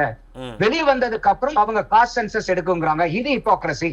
அதே மாதிரி பாரதிய ஜனதாவும் 2011 காங்கிரஸ நீங்க சாதிவாரி கணக்கெடுப்பு எடுங்கன்னு நிர்பந்திச்சாங்க. ஆனா இதே 2021 செப்டம்பர் மாசம் சுப்ரீம் கோர்ட்ல அபிடாவிட்ட ஃபைல் பண்ணும்போது எஸ்சி எஸ்டி தவிர இப்போதைக்கு நாங்க மக்கள் தொகை எடுக்க முடியாது, அப்படியே எடுத்தாலும் எஸ்சி எஸ்டியை தவிர மீதி ஜாதிவாரி கணக்கெடுப்பு எடுக்க முடியாது, பாலிசி டெசிஷன் சொல்லி அபிடாவிட்டே ஃபைல் பண்ணியிருக்காங்க. பாரதிய ஜனதா அன்னைக்கு இந்த மாதிரி சொல்றது, இவங்க கிட்ட அவங்களை கொண்டு வாங்கன்னு சொல்லிட்டு இவங்க வந்ததுக்கு அப்புறம் எங்களுடைய பாலிசி டெசிஷன் என்ன சொல்றது, இது ஹிப்போக்ரசி. அப்ப 2 பேருமே சாதிவாரி கணக்கெடுப்புல ஒரு ஹிப்போக்ரட்டிக் மூவ்ல தான் இருந்திருக்காங்க. அதுதான் நம்மளுடைய பார்வை. அது என்ன குற்றச்சாட்டு, எப்படிப்பட்ட குற்றச்சாட்டுங்க அவங்க விளக்கிக்கிட்டோம். அடுத்தது இப்ப இவரு நம்ம முரளி கேட்டாரு டைம் லைன் வேணும்னு. கட்டாயம் எல்லாருமே எதிர்பார்க்கறது இதுக்கு என்னைக்கு நீங்க ஆரம்பிக்க போறீங்க, இதனுடைய லாஜிஸ்டிக்ஸ் என்ன, மொடாலிட்டி என்ன, ஒரு டைம் லைன் கொடுத்துட்டாங்கன்னா ஒரு கிளாரிட்டி கிடைக்கும். ஆனா உடனே பாலிசி டெசிஷனை மாத்திருக்காங்க. அந்த டைம் லைன் கொண்டு வருவாங்க. ஆனா அதை எவ்வளவு சீக்கிரம் கொண்டு அந்த டைம் லைனை கொடுக்க முடியுமோ வாதம் ஏற்புடைய வாதம். அடுத்தது முரளி சொன்னாரு, இங்க பெண்களுக்கு இடஒதுக்கீடு நீங்க அமல்படுத்தினீங்க, ஆனா அதுக்கப்புறம் நீங்க ஒண்ணுமே பண்ணல, அந்த மாதிரி இதுவும் பொய்யா போயிடுமோ. இது ஏற்புடைய வாதம் இல்ல. காரணம் என்னன்னு கேட்டீங்கன்னா, இன்னைக்கு மகளிருக்கு உண்டான தொகுதிகள்னு சொல்லி அதை வரையறுக்கிறதுக்கு நமக்கு டீலிமிட்டேஷன் நடக்கணும். அந்த டீலிமிட்டேஷன் நடக்கணும்னா அதுக்கு மக்கள் தொகை அடிப்படை நமக்கு வேணும். மக்கள் தொகையினுடைய சென்சஸ் எடுக்காம டீலிமிட்டேஷன் பண்ண முடியாது. அந்த டீலிமிட்டேஷன் பண்ணும்போதுதான் எஸ்சிக்கு எந்த தொகுதி, எஸ்டிக்கு எந்த தொகுதி, இப்ப இருக்கக்கூடிய காஸ்ட் சென்சஸ் எடுத்ததுக்கு அப்புறம் இந்த ஓபிசிக்கு ஏதாவது கொண்டு வராங்களா என்ன ஏதுங்கிறதெல்லாம் பார்க்கணும். அதை வச்சுதான் மகளிரினுடைய மக்கள் தொகை எந்த கான்ஸ்டிடியூன்சில இருக்குன்னு பார்த்து மகளிருக்கு உண்டான அந்த சதவீதம் உண்டான ஒரு இதை பிரிக்க முடியும், டீலிமிட்டேஷன் பண்ண முடியும். உடனே இன்னைக்கு பாரதிய ஜனதா மகளிருக்கு உண்டான ரிசர்வேஷனை கொண்டு வந்துட்டு மக்களை ஏமாத்துறாங்கிற வாதம் ஏற்புடைய வாதம் இல்ல. அடுத்தது மத்திய அரசாங்கத்து மேல நம்பிக்கை இப்படி சொல்லி சொல்லி போறனால அவங்க மத்திய அரசாங்கத்து மேல மக்களுக்கு நம்பிக்கை போயிடுச்சுன்னாரு. ஆனா நம்ம பாக்குறது 3வது தடவையா மத்திய அரசாங்கத்துல பாரதிய ஜனதா உட்கார்ந்து இருக்காங்க. அப்ப இந்த மாதிரி மக்களுக்கு நம்பிக்கை போயிருந்துச்சுன்னா எப்படி தொடர்ந்து 3 தடவை மக்கள் அவங்க மேல வச்சு நம்பிக்கை வச்சு வாக்களிச்சிருப்பாங்கிறதையும் நம்மளால இந்த இடத்துல கேட்காம இருக்கிறது இல்ல. எடுத்து என்னோட இன்னொரு ஃபார்ம் என்ன அப்படின்னு கேட்டீங்கன்னாக்கா, இந்த இன்னைக்கு காஸ்ட் சென்சஸ் எடுத்தாலும் இந்த காஸ்ட் சென்சஸ் வச்சு இன்னைக்கு எல்லாருமே முக்கியமா எதிர்நோக்கி இருக்கிறது பாத்தீங்கன்னா ரிசர்வேஷன் பாலிசி. இப்ப இந்த ரிசர்வேஷன் பாலிசியை இந்த ஜாபுக்கு கொடுக்கக்கூடியதும் என்னுடைய தனிப்பட்ட பார்வை என்னன்னா, இன்னைக்கு இருக்கக்கூடிய இந்த ரிசர்வேஷன் இதே வடிவத்துல இருக்கும்போது நீங்க இன்னும் எத்தனை ஆண்டுகள் எத்தனை தடவை காஸ்ட் சென்சஸ் எடுத்து அதன் மூலியமா நீங்க ரிசர்வேஷனை கொண்டு வந்தீங்கனாலும் இன்னைக்கு இருக்கக்கூடிய இந்த ரிசர்வேஷன் சிஸ்டம் உண்மையாலும் தேவைப்படக்கூடிய மக்களுக்கு, அடிநிலை மக்களுக்கு பயன் அளிக்காதுங்கிறது என்னுடைய பார்வை. காரணம் என்னன்னு கேட்டீங்கன்னா, இன்னைக்கு ஒரு எஸ்சி மாணவன் ஒரு எஸ்சி மாணவன்கிட்ட தான் தோக்குறான், ஒரு பிசி மாணவன் பிசி மாணவன்கிட்ட தான் அவனுடைய சீட்டை பறிகொடுக்கிறான், ஒரு எஸ்டி மாணவன் இன்னொரு எஸ்டி மாணவன்கிட்ட தான் பறிகொடுக்கிறான். இப்படி இருக்கும்போது இப்ப சமீபமா அருந்ததியர்களுக்கான உள்ளொதுக்கீடு அந்த ஹரிசாண்டல் ரிசர்வேஷன் அந்த இருக்கும்போது கூட அந்த ஜட்ஜ் இப்ப வரப்போற சுப்ரீம் கோர்ட்டினுடைய சீஃப் ஜஸ்டிஸ் ஆக போறவர் அன்னைக்கே அவரு அந்த அப்சர்வேஷன் கொடுத்திருந்தாரு. ஒரு ட்ரெயின் ஜெனரல் கம்பார்ட்மெண்ட்ல பயங்கர கூட்டமா இருக்கு, ஆனா வெளியே இருக்கிற ஆளு எப்படியாவது அடிச்சு புடிச்சு உள்ளார போய் சீட்டு பிடிச்சிடணுங்கிறத ஆர்வமா போறாரு, எல்லாமே பண்ணி சீட்ல உட்கார்ந்துடுறாரு. ஆனா அவரு அந்த சீட்ல உட்கார்ந்ததுக்கு அப்புறம் இனிமேல் எவனும் வெளியே இருந்து உள்ளார வந்துடக்கூடாதுங்கிற ஒரு எதிர்பார்ப்புல உட்கார்ந்து இருக்காருங்கிற ஒரு அருமையான ஒரு அப்சர்வேஷனை கொடுத்திருந்தார். இப்போ இன்னைக்கு நாம கேட்கக்கூடிய கேள்வி, இன்னைக்கு ஆர் ராசா திமுக இருக்கக்கூடிய ஆர் ராசா அவரு அதை எஸ்சி எஸ்டி வகுப்பை சார்ந்தவர்னா அவருடைய மகனுக்கோ மகளுக்கோ இருக்கக்கூடிய வாய்ப்பு சாதாரணமா இருக்கக்கூடிய அரியலூர்லயும் பெரம்பலூர்லயும் நீலகிரியிலையும் இருக்கக்கூடிய ஒரு எஸ்சி மாணவனுக்கும் இன்னைக்கு ஆர் ராசாவுடைய பையனோ பொண்ணோ போகும்போது 2 பேரும் அவங்க ஒரே தளத்துல நீங்க வச்சு எப்படி 2 பேருக்கு ஒரே அந்தஸ்தை நீங்க கொடுக்க முடியும், வாய்ப்புகளை கொடுக்க முடியும். இது எல்லா இடத்துலயுமே ஹோமோஜினியஸ் இல்ல, ஒவ்வொரு இடத்துலயும் ஹெட்ரோஜினியஸா தான் இருக்கு. இதத்தான் அன்னைக்கு ஜட்ஜுகள் தெளிவா சொல்லி இருந்தாங்க. இப்போ இந்த இன்னைக்கு இருக்கக்கூடிய ரிசர்வேஷன் பயனடைஞ்சவங்களே திருப்பி திருப்பி பயனடைகிறதுக்கு உண்டான ஒரு திட்டமா தான் இருக்கே ஒழிய, செயல்பாடா இருக்கே ஒழிய, ஏற்கனவே ஏறி வந்தவங்களை விட்டுட்டு மறுபடியும் கீழே இருக்கிறவங்க இருக்காங்க, ஏறினவங்களே திருப்பி திருப்பி அனுபவிச்சவங்களே அனுபவிக்கிறது தான் இன்னைக்கு ரிசர்வேஷன் கொடுக்கக்கூடியதா இருக்கிறத நம்மளால பார்க்க முடியுது. இதுக்கு வந்து இப்ப இருக்க மக்கள் தொகை கணக்கெடுப்பு ரொம்ப முக்கியம், சாதிவாரி கணக்கெடுப்பு ரொம்ப முக்கியம். அதனுடைய அடிப்படையில பார்க்கும்போது இத உடனடியா பண்ணணும் அப்படின்றது தான் உங்களுடைய பார்வை இல்ல? பண்ணணும். ஆனா இன்னைக்கு அது சாதிவாரி கணக்கை எடுத்ததுக்கு அப்புறமும் இன்னைக்கு இருக்கக்கூடிய ரிசர்வேஷன் சிஸ்டத்துல நீங்க எந்த விதமான மாற்று கருத்து, இப்ப உதாரணத்துக்கு இது மாற்ற முடியாது. ரெண்டாவது, இன்னைக்கு எல்லாருடைய நோக்கமும் சாதி ஒழிப்புங்கிறது இன்னைக்கு எல்லாருடைய கோஷமுமா இருக்குதா இல்லையா?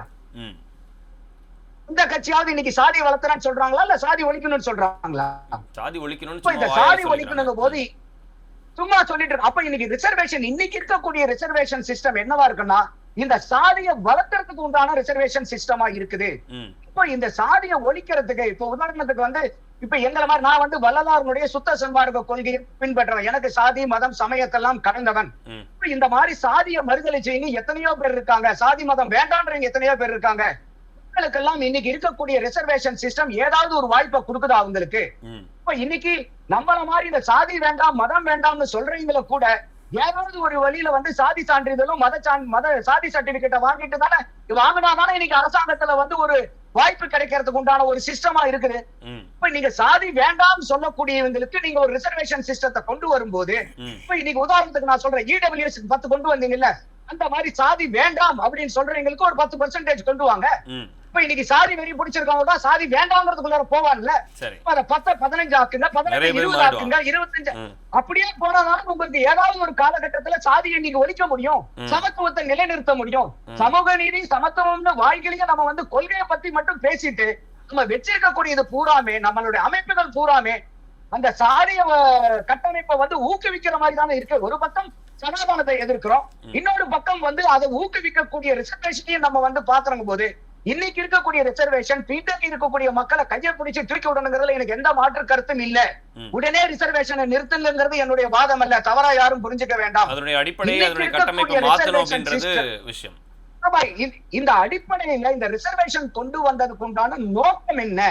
சாதி ஆண்டாண்டு காலத்துக்கு வச்சுக்கிட்டு சாதியை ப்ரமோட் பண்ண போறோமா, இல்ல சாதியை ஒழிச்சிட்டு எல்லா மக்களும் ஒண்ணுங்கிற சமத்துவத்தை உண்டு பண்ண போறோமா? எல்லா கட்சியுமே சொல்றது சமத்துவம் தான் எங்களுடைய கொள்கை, சமூக நீதி தான் எங்களுடைய கொள்கை, செக்குலர் கண்ட்ரிங்கிறோம். அப்ப மத பேதம் மட்டும் இல்லைன்னா பரவாயில்ல, சாதி பேதம் இருக்கலாமா? இப்ப இன்னைக்கு இருக்கக்கூடிய சிஸ்டத்தை இது வந்து ரொம்ப ஹை டைம் நம்ம வந்து, ஏன்னா இன்னைக்கு எல்லா அரசியல் கட்சிகளுமே யாருமே இவங்க அவங்க சிங்கிள் அவுட் பண்ண விரும்பல, எல்லா அரசியல் கட்சிகளுமே இன்னைக்கு இந்த சாதி வாரிய கணக்கெடுப்ப தங்களுடைய அரசியல் லாபத்துக்காக எப்படி பயன்படுத்திக்கலாங்கிறதுல ஒரு முனைப்பு காட்டுறாங்களே ஒழிய, உண்மையாலும் இந்த சமூகத்துல இருக்கக்கூடிய அடிநிலை மக்களை மேலத்திக்கு விடுறதுக்கும், இன்னைக்கு மக்களை வந்து மக்களா எல்லாத்தையும் ஒன்னா பார்க்காம எல்லாத்தையும் வந்து பிரிச்சு நீ அவன் நீ இவன் அவன்னு பார்க்கக்கூடியத வந்து ஒழிக்கணுங்கிறத வாய்களையே பேசினாலும் அதை ஒழிக்கிறதுக்கு உண்டான செயல் திட்டங்களை வந்து கொண்டு வர்றதுக்கு மறுக்கிறாங்க. அப்ப இது வந்து ஹை டைம், உச்சக்கட்ட நிலைமை. இப்போ இன்னைக்கு நாட்டுக்கு நம்ம அதை வந்து ஒரு முன்னேற்பாடா இதோட எடுத்து கொண்டு வந்து இந்த ரிசர்வேஷன் திட்டத்தை ஒரு நீண்ட நெளிய செயல் திட்டங்களை வகுத்து எந்த மாதிரி ஒரு ரிசர்வேஷன் அமைப்பை கொண்டு வந்தோம்னா அடிநிலையில் இருக்கக்கூடிய மக்களை பூராமே மேல கொண்டு வரணும். அதே சமயம் ஒரு குறிப்பிட்ட காலகட்டத்துக்குள்ள இந்த சாதிய கட்டமைப்பை பூரா உடைச்சு எரிஞ்சு, ஏன்னா வள்ளலார் தெளிவா சொல்றாரு, சாதியும் மதமும் சமயமும் பொய் என ஆதியில் உணர்த்தி அருட்பெரும் ஜோதிங்கிறாரு. இப்ப சாதி சமயம் மதம் எல்லாம் பொய்யான ஒரு கட்டமைப்பை வச்சுக்கிட்டு இன்னைக்கு நம்ம அந்த பொய்யான கட்டமைப்பு மேல பல திட்டங்களை தீட்டி இன்னும் பிளவுபடுத்திக்கிட்டு இருக்கோங்கிறது என்னுடைய பார்வையான வைக்கிறேங்க. நன்றி சார். முருகானந்தம் சார், உங்களுடைய குறுக்கீடு இருந்துச்சு, நிறைய கேள்விகளை வந்து ராஜசேகர் சார் முன் வச்சிருந்தாரு, உங்களுடைய பதில்? இல்லன்னா அவரு வந்து ரொம்ப பெரிய லெக்சர் ஒண்ணு கொடுத்துட்டாரு. அவருக்கு வந்து ரிசர்வேஷன்ங்கிற சிஸ்டத்து மேலேயே நம்பிக்கை இல்லைன்னு சொல்லிட்டாரு. ஆனா அதை தவிர மாற்று இல்ல. அம்பேத்கர்ல இருந்து எல்லாருக்குமே வந்து எந்த அடிப்படையில் ஒருத்தங்க பாதுகாப்படுத்தப்பட்டாங்களோ அந்த அளவுகோலா வச்சுதான் அவங்களுக்கான சலுகைகளை வழங்கி ஜனநாயக சமூகம் தன்னுடைய இதை வந்து அந்த என்ன சொல்றது வரலாற்று பிழையை சரி செஞ்சுக்க முடியுங்கிறதா அவங்க மிகப்பெரிய சமூக பொருளியல் ஆய்வுகளை செய்து அம்பேத்கர் உள்ளிட்ட பெரிய அறிஞர்களோட கருத்து. இது தனிப்பட்ட முறையில நந்தகுமார் அவர்களுக்கு ஒரு தனிப்பட்ட ஒரு ஸ்டாண்ட் இருந்ததுன்னா அது அவர் தனிப்பட்ட ஸ்டாண்ட். ஒருத்தருக்கு அசைவம் சாப்பிடக்கூடாதுன்னு ஒரு ஸ்டாண்ட் இருக்கும், அதுக்கு தனியா ரிசர்வேஷன் கேட்பாங்க. ஒருத்தர் வந்து இதுல போகக்கூடாதுன்னு இருக்கும், அதுக்கு தனியா அதெல்லாம் வந்து நீங்க எடுக்கக்கூடிய பர்சனல் சாய்ஸஸ். அதுக்கெல்லாம் வந்து ஒரு அரசாங்கம் என்ன ஒரு என்ன சொல்றது அரசமைப்புல ரிசர்வேஷன் கேட்கவோ அல்லது பண்றதோ எந்த விதத்துலயும் நியாயம் இல்ல, இந்த கேட்கவும் முடியாது. அதை வந்து நீங்க கேட்டகரைஸ் பண்ணவும் முடியாது, நடைமுறை சாத்தியமும் கிடையாது. அதனால அதுல என்னன்னா பின்தங்கியவர்களை மேல கொண்டு வரக்கூடிய நிலை அப்படின்றதுக்காக தான் இந்த இடஒதுக்கீடு. அப்போ பின்தங்கியவர்கள்லாம் வந்து பின்தங்கிய நிலையிலேயே இருக்கிறாங்க, ஒரே சில ஆட்களுக்கு மட்டும் மீண்டும் மீண்டும் வாய்ப்பு கிடைக்கிற மாதிரி இந்த சிஸ்டம் இருக்கா அப்படின்னு ஒரு கேள்வியை வந்து முன்வைக்கிறாரு. அதுக்கு அதை கொஞ்சம் மாத்துங்க அப்படின்னு சொல்றாரு. அவர் இடஒதுக்கீடு வேண்டாம்னு சொல்லல. இல்ல, இடஒதுக்கீடு நம்ம சிஸ்டத்திலேயே வந்து இப்ப ஆல்ரெடி வந்து நான் ஏற்கனவே இந்த இதுலயே 2-3 தடவை சொல்லிட்டேன். நம்ம வந்து என்னன்னா இந்திரா சகானி கேஸ்ல வந்து உச்ச நீதிமன்றத்தினுடைய 9 நீதிபதிகள் கொண்ட அரசியல் சாசன அமர்வு வந்து கடைசியா கிளாரிஃபை பண்ணிச்சு கான்ஸ்டிடியூஷன் பேசிஸ்ல இடஒதுக்கீடு தான் என்னங்கிறது. அததான் வந்து நம்ம வச்சுக்கிட்டு இருந்தோம் எது வரைக்கும், இடபிள்யூஎஸ் வர வரைக்கும். அதாவது வந்து இடஒதுக்கீடு என்பது சமூக நீதிக்கான திட்டம், பொருளாதார மேம்பாட்டுக்கான திட்டம் கிடையாதுன்னு அது சொல்லுச்சு. அதான் வந்து அடிப்படையான வரையறையா வச்சுக்கிட்டு இருந்தோம். இடபிள்யூஎஸ் தான் அதை பிரேக் பண்ணுது. இடபிள்யூஎஸ் தான் பொருளாதார அளவிலான வரையறையை ஒன்ன கொண்டுட்டு வந்து சமூக அடிப்படையிலான இடஒதுக்கீடுங்கிற பாலிசிக்குள்ள இன்டர்வீன் ஆகுறாங்க. சரி, அப்ப இன்டர்வீன் ஆகிறப்போ அதுல வந்து அதுக்கு எதிராக உச்ச நீதிமன்றத்தில் தொடுக்கப்பட்ட வழக்குகளும் அதுக்கு வந்து ஜட்ஜ்மெண்ட்டும் வந்து அதுக்கு பின்னாடி வந்து அதை வரையறையை மாற்றி அமைச்சிட்ட பின்னாடி நீங்க வந்து அதை வந்து பார்லிமெண்ட்ல பில்ல பாஸ் பண்ணி அந்த வரையறையை வந்து உடைச்சிட்ட பின்னாடி இப்ப நாம வந்து அடுத்த இதை நோக்கி சிந்திக்க வேண்டியது இருக்குது. அப்படின்னா நீங்க சமூக காரணிகள், சமூக ரீதியாக ஒடுக்கப்பட்ட காரணிகள்ங்கிற ஒற்றை அளவுகோல் இல்லாம நீங்க பொருளாதாரத்தை கொண்டு வந்து உள்ள வச்சிட போது சமூக ரீதியாக முற்படுத்தப்பட்ட வகுப்பில் இருக்கிற ஏழைகள் நீங்க ஒரு கிளாசிபிகேஷன் ஒரு வரையறையை கொண்டுட்டு வந்து நீங்க அவங்களே இடஒதுக்கீடுக்குள்ள கொண்டுட்டு வந்துட்டீங்க. இப்ப வந்து சமூக ரீதியாக ஒடுக்கப்படாதவங்களும் சமூக ரீதியாக ஒடுக்கப்பட்டவங்களோட போட்டிடுறாங்க இடபிள்யூஎஸ் வழியா. சரி, அப்போ இந்த வரை எல்லாமே இப்பதான் வந்து நாம இந்த என்ன சொல்றோம், நம்ம இடஒதுக்கீடு பத்தின பார்வையும் நம்மளுடைய வரையறையும் மாற்ற வேண்டியது இருக்குது. இதான் நாங்க வந்து தொண்டை தண்ணி வந்து இதான் கேட்டுட்டு இருக்கிறோம். நீங்க வந்து அப்படின்னா இந்த சிஸ்டம் இடஒதுக்கீடாக இல்லாமல் இடப்பங்கீடாக விரிவுபடுத்தப்பட வேண்டும். அப்போ இடப்பங்கீடாக விரிவுபடுத்தப்படணும்னா எந்தெந்த இவங்க வகுப்பினர்கள் அல்லது எந்தெந்த பிரிவினர்கள்ங்கிறதுக்கான ஒரு தெளிவான டேட்டா தேவை. இப்போ நாங்க வந்து 2014 இந்த கவர்மெண்ட் வருது. இந்த கவர்மெண்ட் வந்து இது வந்து விவசாயிகளுடைய தற்கொலையை பற்றின புள்ளி விவரத்துக்கான எந்த புள்ளி விவரங்களும் இல்லைன்னு இந்த அரசாங்கம் சொல்லுது. 2வது இதுல கோவிட்ல மாண்டு போனவங்களுக்கான டேட்டா என்னன்னு கேட்டா அதுக்கு எங்க டேட்டா கிடையாது இந்த அரசாங்கம் சொல்லுது. டிமானிட்டைசேஷன் அப்ப இறந்து போனவங்களை பத்தின விவரங்கள் வேணும்னு கேட்டா அந்த டேட்டா எங்ககிட்ட இல்லைன்னு சொல்லுது. இந்த நோ அவைலபிள் டேட்டா கவர்மெண்ட் வந்து எந்த விதமான தரவுகளுமே இல்லாம கொள்கைகளை வகுக்குது. நீங்க உலகம் முழுசு கொள்கைகள் அறிவியல் பூர்வமாக திரட்டப்பட்ட புள்ளி விவரங்கள் தரவுகளின் அடிப்படையில தான் பாலிசி வகுக்கப்படுது.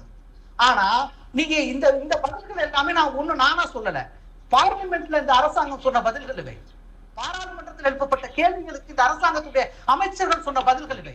அப்ப இதுக்கு எல்லா டேட்டா இருக்காது. இடபிள்யூஎஸ்க்கு எந்த டேட்டாவுமே இல்லாம நீங்க இடபிள்யூஎஸ்ங்கிறது 10% தூக்கி கொடுக்குறீங்க. அந்த 10% எந்த கேட்டகரியில இருந்து நீங்க தூக்கி கொடுக்குறீங்கிறத பத்தின தெளிவே கிடையாது. உச்ச நீதிமன்றத்தினுடைய தீர்ப்புலையும் அதை பத்தின கிளாரிபிகேஷன் இல்ல. இப்ப இந்த 10% இழக்கக்கூடிய இடபிள்யூஎஸ் உடைய 10% இழக்கக்கூடியவங்க யாரு? ஓபிசியா, SC/ST தான். SC/ST இழக்க முடியாது. ஏன்னா SC/ST சீலிங்க்கு வந்து கான்ஸ்டிடியூஷனல் கேரண்டி இருக்கு. ஓபிசியோட சீலிங் தான் நீங்க அந்த மாநில அரசுகள் இம்ப்ளிமெண்ட் பண்ணும்போது மாற்றி அமைக்க முடியும். அப்ப ஓபிசி தங்களோட ரிசர்வேஷனை இழக்கக்கூடியவங்க ஓபிசி தான். இடபிள்யூஎஸ் வெளியா பெரும்பாலான இடங்களை இழக்கக்கூடியவங்க இதர பிற்படுத்தப்பட்ட வகுப்பு இல்ல. இப்ப இதுல முக்கியமா அவர் வந்து குறிப்பிட்ட விஷயம் என்னன்னா, காங்கிரஸ் ஆட்சியில் இருக்கும் போதுலாம் நீங்க வந்து இந்த சாதிவாரி கணக்கெடுப்பு வந்து முன்னெடுக்கல. இப்ப நீங்க முன்னெடுக்கும் போதும் பல கலவரங்களை தூண்டுறதுக்காக இப்ப நீங்க முன்னெடுக்கும் போதும் இப்ப நீங்க கேள்விகளுக்கு எழுப்பும் போதும் அதன் மூலமா பின்னாடி நீங்க சில அரசியல் பின்னணியை வந்து நீங்க கொண்டிருக்கீங்க. அதனாலதான் அதெல்லாம் அப்ப வந்து பேசாம நேரம் வரும்போது இப்போ பாஜக அரசு ஒரு விஷயம் சொல்றேன், அரசியல் பின்னணியோ அல்ல அரசியல் ரீதியான எதிர்பார்ப்புகளோ இல்லாம அரசியல் கட்சிகள் இயங்குறது இல்ல. அதெல்லாம் வந்து நான் வந்து ஒன்னும் எல்லா இதுல இருக்காங்க அப்படின்லாம் சொல்ல. அரசியல் ரீதியா அது எந்த அளவுக்கு ஆக்கப்பூர்வமா இருக்குது, எந்த அளவுக்கு சமூகத்தை முன்னோக்கி கொண்டுட்டு போகுதுங்கிறதா மேட்ரு. 2 விஷயத்தை நான் உங்களுக்கு சொல்லிடுறேன். காங்கிரஸ் ஆளக்கூடிய தெலுங்கானா அரசும் காங்கிரஸ் ஆளக்கூடிய இது கர்நாடக அரசும் கேஸ்ட் பேஸ் சர்வே எடுத்தாங்க. அதன் அடிப்படையில் தெலுங்கானா அரசு தன்னுடைய மாநில அரசுடைய இடஒதுக்கீட்டு விகிதத்தை மாற்றி அமைத்திருக்கிறது. உள்ளாட்சிகள் ஓபிசிக்கான இடஒதுக்கீட்டையும் அவங்க கொண்டுட்டு வர்ற பாலிசி எடுத்திருக்காங்க. சரி. அதை வந்து இந்த கேஸ் பேஸ்ட் சர்வே அடிப்படையில எடுத்திருக்காங்க, ஆய்வின் அடிப்படையில எடுத்திருக்காங்க. பட் ஆய்வுகள் வரவும் சென்சஸா எடுக்கிற போதுதான் அது இன்னும் வந்து என்ன சொல்றது, அந்த டேட்டாஸ் வந்து இன்னும் வந்து தரவுகள் முழுமையானதா இருக்கும். அதனாலதான் நாங்க அதை ஏன்னா அந்த அளவுக்கான பெரிய நிதி சுமையை கோரக்கூடிய விஷயம், அதுக்கான பெரிய மெக்கானிசம் தேவை. அது ஒரு சென்சஸ் வழியா எடுக்கிற போதுதான் இன்னும் வந்து அதை பத்தின தகவல் துல்லியமானதா இருக்கும்னு தான் கேட்கிறோம்.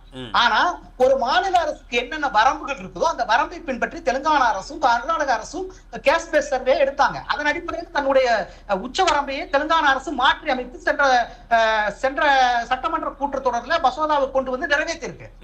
அப்போ எங்கெல்லாம் வாய்ப்பு இருக்குதோ அங்க நாங்க இதை பேஸ் பண்ணி எங்களுடைய அந்த மாநில அரசுகளுக்குள்ளான அரசியல் சாசன அதிகாரத்துக்கு உட்பட்டு அதை நாங்க செஞ்சிருக்கிறோம். அது செஞ்சுட்டு தான் நாங்க கேட்கிறோம், செய்யாம எங்கேயும் கேட்கல.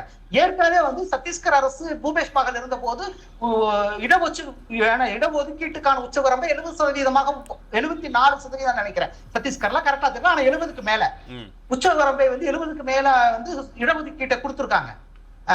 ஓபிசிகளுக்கான இடஒதுக்கீட்டை அதிகரித்து 70% மேல வந்து இடஒதுக்கீட்டை மாத்தி அமைச்சிருக்காங்க. எங்கெல்லாம் வாய்ப்பு இருக்குமோ அங்க நாங்க செஞ்சுட்டு தான் நாங்க இதை கேட்கிறோம். ரெண்டாவது வந்து காலகட்டம் ஒண்ணு இருக்கு. நாம ஒரு காலகட்டத்துல வந்து ஓபிசிஸ்கான ரிசர்வேஷன் 3 வருஷத்துக்கு முன்னாடில இருந்தா நீங்க வந்து இத வந்து ரொம்ப தீவிரமா கேட்டுட்டு இருக்கீங்க. தூக்கத்துல இருந்து முழிச்சாரா ராகுல் காந்தி அப்படின்னு கேக்குறேன். 2019ல நீங்க வந்து இடபிள்யூஎஸ் கொண்டுட்டு வந்ததுக்கு பின்னாடி தான் இந்த வரையறைகளை மாற்றி அமைக்க வேண்டிய தேவை வந்திருக்குன்னு சொல்றேன் திரும்ப திரும்ப. சரி சரி. இல்லைன்னா நமக்கு தேவையே இல்லை. ஏன்னா அன்னைக்கு வந்து சமூக ரீதியாக ஒடுக்கப்பட்டவர்கள் ஒரே ஸ்கேல் தான் இருந்தது. ஓகே. இடபிள்யூஎஸ் வந்ததுக்கு பின்னாடி தான் பொருளாதார ரீதியாக பின்தங்கிற ஒரு ஸ்கேலை கொண்டு வந்து அதை நீங்க நுழைக்கிறீங்க. இப்ப 2 ஸ்கேல், அதாவது ஒரே ஒரு கேட்டகரைஸ் பண்ணக்கூடிய ஒரு ஒதுக்கீட்டுக்கு 2 ஸ்கேல் கொண்டு வந்து உள்ள வராங்க. சமூக அடிப்படையில ஒண்ணு, பொருளாதார அடிப்படையில ஒண்ணு, ரெண்டையும் ஒரே ஸ்கேல்ல கொண்டு வராங்கன்னு சொல்றீங்க. ஆமா, கம்பைன் ஆயிருக்கு. இன்னைக்கு இடஒதுக்கீடுங்கிறது சமூக ரீதியாக ஒதுக்கப்பட்டவங்கங்கிற ஒரு ஒரே கேட்டகரியா இருந்தது. அல்லது அதை பேஸ் பண்ண அதை ஸ்கேலா வச்சிருந்த, அதை அளவீடா வச்சிருந்த ஒரு முறையை மாறி இப்ப பொருளாதார ரீதியான ஒதுக்கீடுங்கிற ஒரு அளவீடு அப்படி பார்த்தா எல்லாருமே பொருளாதார ரீதியா அந்த இடஒதுக்கீடு கொடுத்தானா அது சரியா வரும் அப்படின்னு சொல்றீங்க. கரெக்டா? இல்ல அப்படி வராது. அதுதான் பிரச்சனை. நாங்க பொருளாதார அடிப்படையில வரணும், இல்ல சமூக அடிப்படையில வரணும், ரெண்டையும் ஒரே கிளாஸ்ல எடுத்துட்டு வராதீங்கன்னு சொல்றீங்க. ஆமா, ஏன் சொல்றேன்னா ப்ராப்ளம் என்னன்னா நீங்க வந்து பொருளாதாரங்கிறது மாறக்கூடியது. நீங்க இன்னைக்கு நான் வந்து ஓப்பாண்டியா இருக்கலாம், நாளைக்கு நான் ஒரு தொழில் செஞ்சு பணக்காரனா மாறிடலாம். சரி, புரியுதுங்களா? ஆனா சாதி எப்படி இல்லை இல்லையா? நாங்க நினைச்சா மாத்திக்க முடியாது. மதம் கூட மாறிக்கலாம், சாதி நான் மாத்திக்க முடியாது. அதுதான சமூக யதார்த்தம். அதை அடிப்படையா வச்சுதானே பேசணும். அதனாலதான் அந்த அளவுக்கு நம்ம சாதியா இருக்கிற இதுக்குள்ள கொண்டு வந்து பொருளாதாரத்தை வந்து இணைக்க வேணாம், 2 வெவ்வேறானது. நீங்க பொருளாதார பின்பற்ற இப்ப இதை அறிவிச்சிருக்காங்க. இப்ப இதை அறிவிச்சிருக்கிறதுல உங்களுக்கு என்ன சிக்கல் இல்ல என்ன வருது? எங்களுக்கு பிரச்சனை ஒண்ணுமே இல்ல. நான் இப்பவும் சொல்றேன், அதாவது நான் என்னென்ன சிக்கல்னு சொல்றேன். நீங்க வந்து நாங்க ஏற்கனவே சொன்னோம், பெண்கள் இடஒதுக்கீடு மசோதா வந்தப்ப 2 பாயிண்ட் நீங்க நிபந்தனையா வச்சீங்க. ஒண்ணு, மக்கள் தொகை கணக்கெடுப்பு நடக்கணும். இன்னொன்னு, டீலிமிட்டேஷன் நடக்கணும். இப்ப டீலிமிட்டேஷன் 2026ல வரும். 2026ல வர்ற டீலிமிட்டேஷனுக்கான மக்கள் தொகை எந்த அடிப்படையில் இருக்குங்கிறதையே நம்ம இன்னும் ஃபைனல் பண்ணல. புரிஞ்சுக்கிட்டுங்க. அதுல ஆல்ரெடி அதுலயே இருக்குது. அதுலயே நமக்கு வந்து முரண்பட்ட கருத்துக்கள், மாறுபட்ட நிலைப்பாடுகள் இருக்கு. அப்படி இருக்கிற போது அதுக்கான அது வந்து அந்த இடத்துல தொங்கிட்டு இருக்குது. நீங்க வந்து இப்ப வந்து 2031 தான் எடுத்தா சென்சஸ் எடுக்க முடியுங்கிறதா இந்த அரசாங்கத்தோட ஸ்டாண்டு. அரசாங்கம் வந்து நிதி ஒதுக்கீடு பண்ணல. இந்த பட்ஜெட்ல எல்லாம் நிதி ஒதுக்கீடு பண்ணல. 500 கோடி தான் வந்து ஒதுக்கி இருக்கிறாங்க. நிதி ஒதுக்கீடு பண்ணல. அவங்களே சொல்றாங்க 5000 கோடி கிட்டத்தட்ட வேணுங்கிறாங்க. ஆனா அவ்வளவு நிதி ஒதுக்கீடு நடக்கல. அப்ப வந்து 2031 தான் நீங்க அடுத்த சென்சஸ் எடுப்பீங்க. அப்ப இந்த 10 வருஷத்துல வந்து இந்த நாட்டில் பெருகி கொண்டிருக்கிற மக்கள் தொகையும் அவங்களுக்குள்ள உருவாகக்கூடிய சமூக பொருளாதார காரணிகளுடைய மாறுபாடுகளை பத்தின எந்த டேட்டாவும் இந்த அரசாங்கத்துக்கிட்ட இல்ல. அதுதான் உண்மை. அப்போ நீங்க இப்ப இதுக்கு டீலிமிட்டேஷன் நடக்கிற பிரச்சனையும் ஓடிட்டு இருக்கு. சென்சஸ் எப்ப எடுப்பீங்கிறதும் வந்து உறுதி இல்லாம இருக்கு. ஆனா இப்படி எந்த விஷயத்துக்குமே இப்ப புரியுது. இப்போ வந்து நீங்க என்ன சொல்ல வரீங்க அப்படின்னு சொன்னா, இப்ப உடனடியா சென்சஸ் எடுங்க, உடனடியா சாதிவாரி கணக்கெடுப்பு எடுங்க, அதுக்கு பிறகு டீலிமிட்டேஷன் பண்ணுங்க, அதுக்கப்புறம் தான் அந்த மகளிர் மசோதா வந்து நிறைவேற்ற முடியும் அப்படின்றதுதான், இதுதான் ஆர்டர் இல்ல? ஒருவேளை டீலிமிட்டேஷன் இவங்க முன்னாடியே பண்ணிடுவாங்களோ, அதுக்கப்புறமா சென்சஸ் எடுப்பாங்களோ அப்படின்ற சந்தேகம் இருக்கா? இல்ல எனக்கு வந்து இவங்க எந்த விஷயத்தையும் வந்து கிளாரிட்டி இல்லாத ஒரு அரசாங்கம் இது. எனக்கு எந்த சார் விஷயத்தையும் நேத்து அறிவிச்சிருக்காங்க, மறுபடியும் சொல்லுவாங்க. ஸ்டெப் பை ஸ்டெப்பா தானே சார் பண்ண முடியும். உடனே நேத்து சொன்ன உடனே இந்த டேட்ல இன்னைக்கு எடுப்போம், நாளைக்கு என்ன எக்ஸாம் ரிசல்ட் அது எப்படி உடனே? இல்ல எனக்கு பிரச்சனையே கிடையாது. நீங்க வந்து நீங்க இத பத்தி எல்லாம் எனக்கு பிரச்சனை கிடையாது. எனக்கு நாளைக்கு எடுங்கலாம் நான் சொல்ல வரல. அது அந்த மாதிரி எல்லாம் வந்து பிராக்டிகலா இருக்கக்கூடிய நிலைப்பாடுகள் தெரியாம பேசுற ஆள்லாம் கிடையாது. நான் அப்படியெல்லாம் சொல்லல. நான் சிம்பிளா ஒண்ணே ஒண்ணு சொல்றேன். நான் என்னன்னா, நீங்க அப்படி இருக்கும்னா நீங்க ஏன் அந்த சென்சஸ் நடத்திட்டு இந்த ரிசர்வேஷன் கொண்டுட்டு வந்திருக்க கூடாது? Women's reservation. அப்ப உமன்ஸ் ரிசர்வேஷன் கொண்டுட்டு வரப்பட்டதுக்கு என்ன நோக்கம்? அது 2024 நாடாளுமன்ற தேர்தல் ஒற்றிய உங்களுடைய வாக்கு அறுவடை. நீங்களே சொல்லிட்டீங்களே, அரசியல் நிகழ்வு இருக்கத்தானே செய்யும். எல்லா கட்சிகளுக்கும் அந்த அரசியல் நிகழ்வு இருக்கத்தானே செய்யுது. இல்ல தப்பே கிடையாது. நீங்க 2024லயே கூட எதிர்கட்சிகள் வந்து நீங்க இருக்கிற டேட்டா பேஸ்லயே வந்து நீங்க விமன்ஸ் ரிசர்வேஷன் கொடுக்கற எதிர்க்கிறாங்களா என்ன? அன்னைக்கே வந்து நீங்க விமன்ஸ் ரிசர்வேஷன் வந்து நீங்க கொண்டுட்டு வந்திருக்கீங்க. சரி வரேன் சார். 2024 தேர்தல் வரேன் முருகானந்தம் சார், ராஜசேகர் சார் வரேன் முருகானந்தம் சார் வரேன். நந்தகுமார் சார் சுருக்கமா ஒரே நான் பதில் சொல்லிடுறேன். ஒண்ணு வந்து இந்த தனிப்பட்ட மனிதனுடைய எண்ணம் தான் இன்னைக்கு சமூகத்துல பெரிய மாற்றங்களை உண்டு பண்ணிருக்குங்கிறது எல்லாத்துக்குமே தெரியும். அடுத்தது வந்து இப்ப முருகானந்தம் சொன்னாரு, இடபிள்யூஎஸ் வந்து கொண்டு வந்தனால பொருளாதாரத்தை உள்ள கொண்டு வந்துட்டாங்க, இதனாலதான் வந்துச்சுங்கிறாரு. அவர் தயவு செய்து இன்னைக்கு ஓபிசில வந்து எப்படிப்பட்டது இருக்கு, ஓபிசில ஏற்கனவே அதெல்லாம் வந்து ஏற்கனவே இடபிள்யூஎஸ்ல இருக்குது. இது ஓபிசிலயே வந்து அது கிரீமி லேயர் இருக்குது. அதை அவர் தயவு செய்து ஞாபகம் வச்சுக்கணும். அடுத்தது வந்து இன்னைக்கு இடபிள்யூஎஸ் கொண்டு வந்தனால இன்னைக்கு வந்து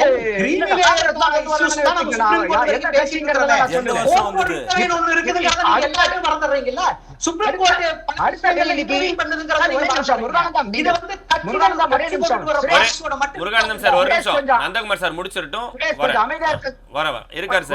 மக்களுக்கு கருத்துக்கள் போய் சேரட்டும். இப்ப அடுத்தது வந்து இப்ப ஓபிசிலயே இன்னைக்கு சென்ட்ரல் கவர்மெண்ட் ரிசர்வேஷன்ல கிரீமி லேயர் இருக்குது. இடபிள்யூடிஎஸ் கொண்டாடுறதுக்கு முன்னாடியே அந்த கிரீமி லேயர் இருக்குது. அதை தெளிவா புரிஞ்சுக்கணும்.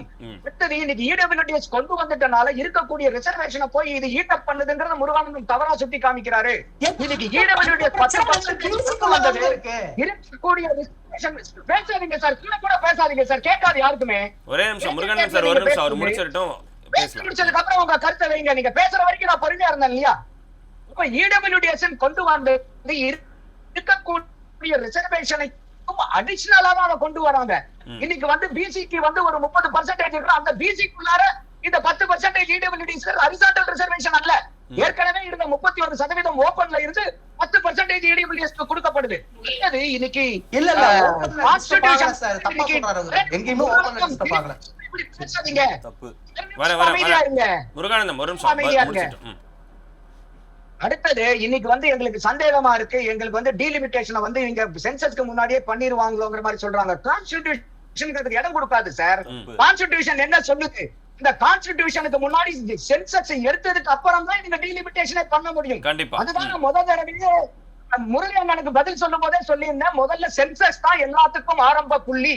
அந்த சென்சஸ் எடுத்ததுக்கு அப்புறம் தான் டீலிமிட்டேஷன் பண்ணும் போது மகளிருக்கு உண்டான தொகுதி என்னன்னு கண்டுபிடிக்க முடியும்.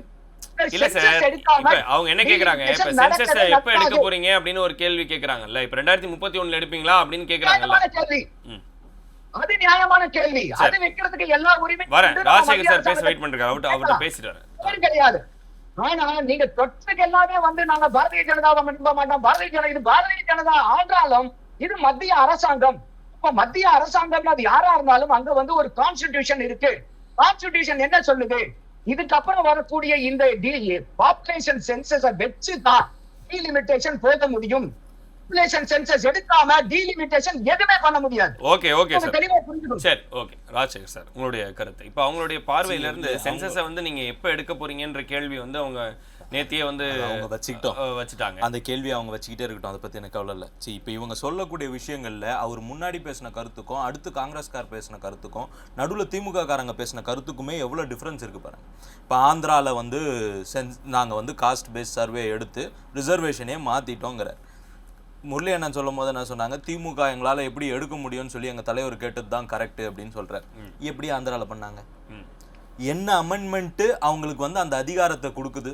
இந்த SESங்கிற அந்த சர்வேவை எடுக்கிறதுக்கான சோஷியல் எக்கனாமிக்கல் சர்வேவை எடுக்கிறதுக்கான அதிகாரத்தை 1968 ஆர்டிக்கல் கொடுக்குறாங்க. 1968 கொடுத்துருக்க ஆர்டிக்கல் கொடுக்குது. அப்போ அம்மையார் இந்திரா காந்தி தான் வந்து பிரைம் மினிஸ்டர். சாதிவாரி கணக்கெடுப்புகள் சர்வே சென்சஸ்ன்னு நீங்க போட்டா அது நேஷன் தான் எடுக்கணும். சாதிவாரி கணக்கெடுப்பு ஆய்வு பண்ணலாம், இல்ல சர்வே பண்ணலாம். சென்சஸ்ன்னு போட்டா அதை கண்ட்ரி தான் எடுக்கணும். சர்வேவா நீங்க அதை எடுத்து அதுக்கான இம்ப்ளிமெண்டேஷனும் பண்ணிக்கலாம் அப்படிங்கிற சாத்தியக்கூறை கொடுக்குது. அந்த சாத்தியக்கூறை வச்சு தான் இவங்க இப்போ சொன்ன மாதிரி பீகார்ல பண்ணாங்க, ஆந்திரால பண்ணாங்க, கேரளால பண்ணியிருந்தாங்க, தமிழ்நாட்டிலையும் அதை வச்சு தான் பண்ணியிருந்தாங்க. ஆனா ரீசெண்டாக ஸ்டாலின் சார் சொல்லும் பொழுது, சிஎம் சொல்லும் பொழுது எங்களுக்கு அந்த அதிகாரமே கிடையாது, அது ஒரு பொய் புரட்டல். 1. 2, ரிசர்வேஷன்ஸ் அப்படிங்கிற ஒரு விஷயம் கொண்டு வந்தது இங்க இருக்கக்கூடிய சாதிய ஏற்ற தாழ்வுகளை ஒழிக்கவா மெயின்டைன் பண்ணவா? ஒழிக்கிறதுக்கு. அதை ஒழிக்கிறதுக்கான நடவடிக்கையை எடுக்கணுமா கூடாதா? கண்டிப்பா எடுக்கணும். அப்ப 1931ல இருந்து என்ன இங்க இருக்கு பிரச்சனை, என்ன மாதிரியான கட்டமைப்பு இருக்கு, சாதிய கட்டமைப்புகள் எப்படி இருக்கு, அந்த சாதிய கட்டமைப்புகள்ல இருக்கக்கூடியவர்களுடைய நிலைமைகள், சோஷியல் எக்கனாமிக்கல் பேக்ரவுண்ட் எப்படி இருக்கு, எஜுகேஷனல் பேக்ரவுண்ட் எப்படி இருக்கு, இந்த மாதிரியான எந்த டீடைல்டு ரிப்போர்ட்டும் இல்லாம நீங்க எப்படி அதை ஒழிப்பீங்க? ஒழிக்க முடியாது. ஸோ உங்களுக்கு இந்த சர்வே வேணும், உங்களுக்கு அந்த சென்சஸ் அந்த ரிப்போர்ட் உங்க கையில இருக்கணும். ஓகே, அதை நோக்கி இப்ப நம்ம அடுத்த கட்டம் நகர்றோம். இதுல வந்து நீங்க எந்த சாதி அப்படின்னு கேட்கறத விட இந்த சென்சஸ் நிக்காது. உங்களுடைய படிப்பு என்ன, வருமானம் என்ன, தொழில் என்ன, இது எல்லாமே கேட்கும் பொழுது உங்களுடைய இந்த டைனமிக்ஸே மாறும், இந்த பொலிட்டிக்கல் டைனமிக்ஸே மாறும். நந்தகுமார் அவர் ஏற்கனவே சொல்லியிருந்த மாதிரி இதுக்குள்ள இருக்கக்கூடிய விஷயங்கள், இந்த ரிசர்வேஷன் கோட்டாக்குள்ள இருக்கக்கூடிய விஷயங்களே வந்து நிறைய அநீதிகளுக்கு தான் வழிவகுக்குது. ஏற்கனவே ரிசர்வேஷன்ல ஒருத்தர் கலெக்டர் ஆயிருப்பாரு, அவங்க பையன் ரிசர்வேஷன்ல டாக்டர் ஆயிருப்பாரு. கரெக்ட் இல்ல? இன்னைக்கு நடக்குது இல்ல? இதை தடுக்கிறதுக்கான சாத்தியக்கூறுகள் ஏற்கனவே இருக்கக்கூடிய சிஸ்டம்ல இல்ல. அதை கொண்டு வருவாங்களான்னு எனக்கு தெரியாது. கொண்டு வந்தா நல்லா இருக்குங்கிறது என்னுடைய கருத்து. அதை தாண்டி அவர் இன்னொரு விஷயம் சொன்னாரு, எக்கனாமிக்கல் ஸ்டேட்டஸை ரிசர்வேஷனுக்குள்ள கொண்டு வந்தது வந்து இடபிள்யூஎஸ் வந்த அப்புறம் தான் கிடையாது. 1992ல காங்கிரஸ் கவர்மெண்ட் கிரீமி லேயர், நான் கிரீமி லேயர்னு ஓபிசியை பிரிக்கிறாங்க. என்னன்னு பிரிக்கிறாங்க? 8 லட்சத்துக்கு மேல வருமானம் இருக்கக்கூடியவர்கள், இன்னைக்கு இருக்க ஸ்டேட்டஸ் சொல்றேன், 8 லட்சத்துக்கு மேல ஓபிசியில வருமானத்துல இருக்கிறவங்க கூட ஜெனரல் கேட்டகரிக்கு போகும். 8 லட்சத்துக்கு கீழே வருமானம் இருக்கிறவங்க ஓபிசி கேட்டகரி அப்படின்னு கிரீமி நான் கிரீமின்னு பிரிக்கிறாங்க. ஸோ இடபிள்யூஎஸ்ல என்ன பார் வச்சிருக்காங்க? அதே 8 லட்சம் தானே வச்சிருக்காங்க. அதே 8 லட்சம் தானே வச்சிருக்காங்க. ஸோ இந்த அளவுகோல், இடபிள்யூஎஸ்க்கான அளவுகோல் நீங்க கொடுத்தது சார், நாங்க உருவாக்கல சார் அந்த அளவுகோலை, நீங்க கொடுத்தது சார் அந்த அளவுகோல்.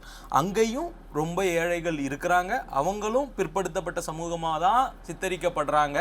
சோஷியலி அவங்க வந்து நீங்க சொல்ற மாதிரி சோஷியலி காஸ்ட் வைஸ் வந்து பின்னாடி இல்லாட்டாலும் எக்கனாமிக்கலி அவங்களால சில விஷயங்களை அவைல் பண்ணிக்க முடியலன்னும் பொழுது அவங்களுக்கு ஒரு எட்ஜ் ஓவர் கொடுத்துருக்காங்க. அண்ட் ஏற்கனவே இருக்கக்கூடிய ரிசர்வேஷனை டிஸ்டர்ப் பண்ணாம கொடுத்துருக்காங்க. சரி, இப்போ நீங்க சொல்றீங்கல்ல 50%ல இருக்கக்கூடிய ரிசர்வேஷனை வந்து ஓப்பன் அப் பண்ணோம்னு சொல்றீங்கல்ல, இடபிள்யூஎஸ் வந்த பிறகு 59.5% ரிசர்வேஷன் மாறி இருக்கு. இப்போ திஸ் ஹஸ் பேவ்டு வே. நாளைக்கு இதை 70% மாத்தணும்னாலும் இது நமக்கு வழிவகை பண்ணி தானே கொடுத்துருக்கு. 70 ஆக்கலாமா, 75 ஆக்கலாமா, 80 ஆக்கலாமாங்கிறதுக்கு இது வழிவகை பண்ணிருக்கு. ஸோ அதுக்கான ஸ்டேட்டஸ் வேணும் நமக்கு. அந்த ஸ்டேட்டஸ் நம்ம போய்கிட்டு இருக்கோம். முடியுது அப்படின்னு சொன்னா எந்த சாதியா இருந்தாலும் அவங்க வந்து ஒருவேளை ரொம்ப எக்கனாமிக்கலாக ரொம்ப வீக்கராக இருக்கிறாங்க, தன்னுடைய குடும்ப சூழ்நிலையை வந்து பொருளாதாரத்தை வந்து மேலே எடுத்துக்கிறதுக்கு வழிவகை இல்லாமல் இருக்கிறாங்க அப்படின்ற ஒரு டேட்டா வந்து உங்களுக்கு கிடைச்சது அப்படின்னு சொன்னால் அதன் மூலமாக இதை மாற்றலாம், அப்போ அந்த ரிசர்வேஷனை மாற்றி கொடுக்க முடியும்னு நினைக்கிறீங்களா? நோ.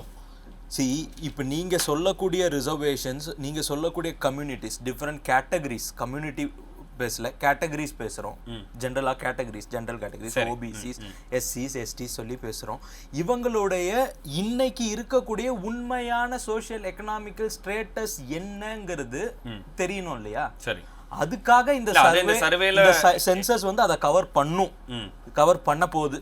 அது வந்து இப்ப வரைக்கும் வந்திருக்க தகவல் படி அது கண்டிப்பா அதை கவர் பண்ண போறாங்க. இல்ல சாதிவாரி கணக்கெடுப்பு அப்படின்றத வந்து ஸ்டேட் பண்ணலாமா, அதை வந்து எஸ்டாப்ளிஷ் பண்ணலாமா, அதன் மூலமா இடஒதுக்கீடுகளை மாற்றி அமைக்கலாம் பண்ண முடியும். அப்புறம் எப்படி தமிழ்நாட்டில் 69% இருக்கு, இந்தியாவுக்கு 50% இருக்கு நேஷனல் வைஸ், எப்படி தமிழ்நாட்டில் 69% இருக்கு? 1968 ஆர்டிகல் வந்த பிறகு தானே இது பண்ண முடிஞ்சது. இதுக்கான சாத்தியக்கூறுகள் கொடுத்துருக்காங்க. ஆனா இவங்க சொல்லும் பொழுது எப்படி சொல்லுவாங்கன்னா, எங்களுக்கு அதுக்கான அதிகாரம் இல்லைன்னு சிஎம் சொல்லுவாரு. அதே உருட்டை இங்கேயும் உருட்டுவாரு முரளி. மக்கள் தொகை கணக்கெடுப்பு மக்கள் தொகை கணக்கெடுப்பு எடுக்க முடியாது சார். சென்சஸ் எடுக்க முடியாது sir. Socio economical cost survey வந்து ஸ்டேட்டுகளை எடுத்துக்கலாம்னு 1968ல கொடுத்துருக்காங்க. பீகாரோட நிலை என்ன? பீகார்ல இப்ப எடுத்திருக்காங்கல்ல, எடுத்திருக்காங்க. 70%க்கு இன்க்ரீஸ் பண்ணியிருக்கிறாங்க அவங்களுடைய ரிசர்வேஷன்ஸ் வந்து மாற்றி அமைச்சிருக்கிறாங்க. அதே மாதிரி ஆந்திரால மாற்றிருக்காங்க, சத்தீஸ்கர்ல மாற்றுறாங்க. நல்ல விஷயம். அதான் ஸ்டேட்டுக்கு உட்பட்ட ஒரு விஷயம். ஏன்னா பாலிசி டெசிஷனா ஜவஹர்லால் நேரு பீரியட்ல கொண்டு வந்தது. பாலிசி டெசிஷனா காஸ்ட் சர்வே வந்து நம்ம எடுக்க வேணாம் சென்சஸ்ல அப்படிங்கறத அவங்க கொண்டு வந்தது. இப்போ அதை மாத்துறதுக்கு என்ன வழிவகைங்கிறதெல்லாம் பண்ணிட்டு அதுக்கான சாத்தியக்கூறுகள் இருக்குதுன்னும் பொழுது அதை பண்றாங்க.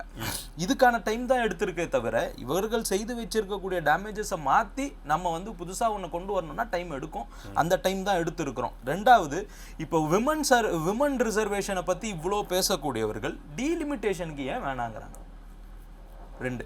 மூணாவது, அவங்களோட கிளாரிட்டி, சென்சஸ் வர்றதுக்கு முன்னாடி எப்படி டீலிமிட்டேஷன் பண்ண முடியும்? ஓகே, சென்சஸ்க்கு அப்புறம் தான் வந்து நீங்க இதே இடத்துல நான் உங்க கூட உட்கார்ந்து இதை விவாதிச்சிருக்கேன். ஆமா, கண்டிப்பா. டீலிமிட்டேஷனுக்கு ஸ்டெப் பை ஸ்டெப் ப்ரொசீஜர் நம்ம சொல்லி இருக்கிறோம். அது என்ன கான்ஸ்டிடியூஷன், என்ன ஆர்டிகல் பேசுதுன்றது முதல் கொண்டு நான் உங்க கூட டிஸ்கஸ் பண்ணியிருக்கிறேன்.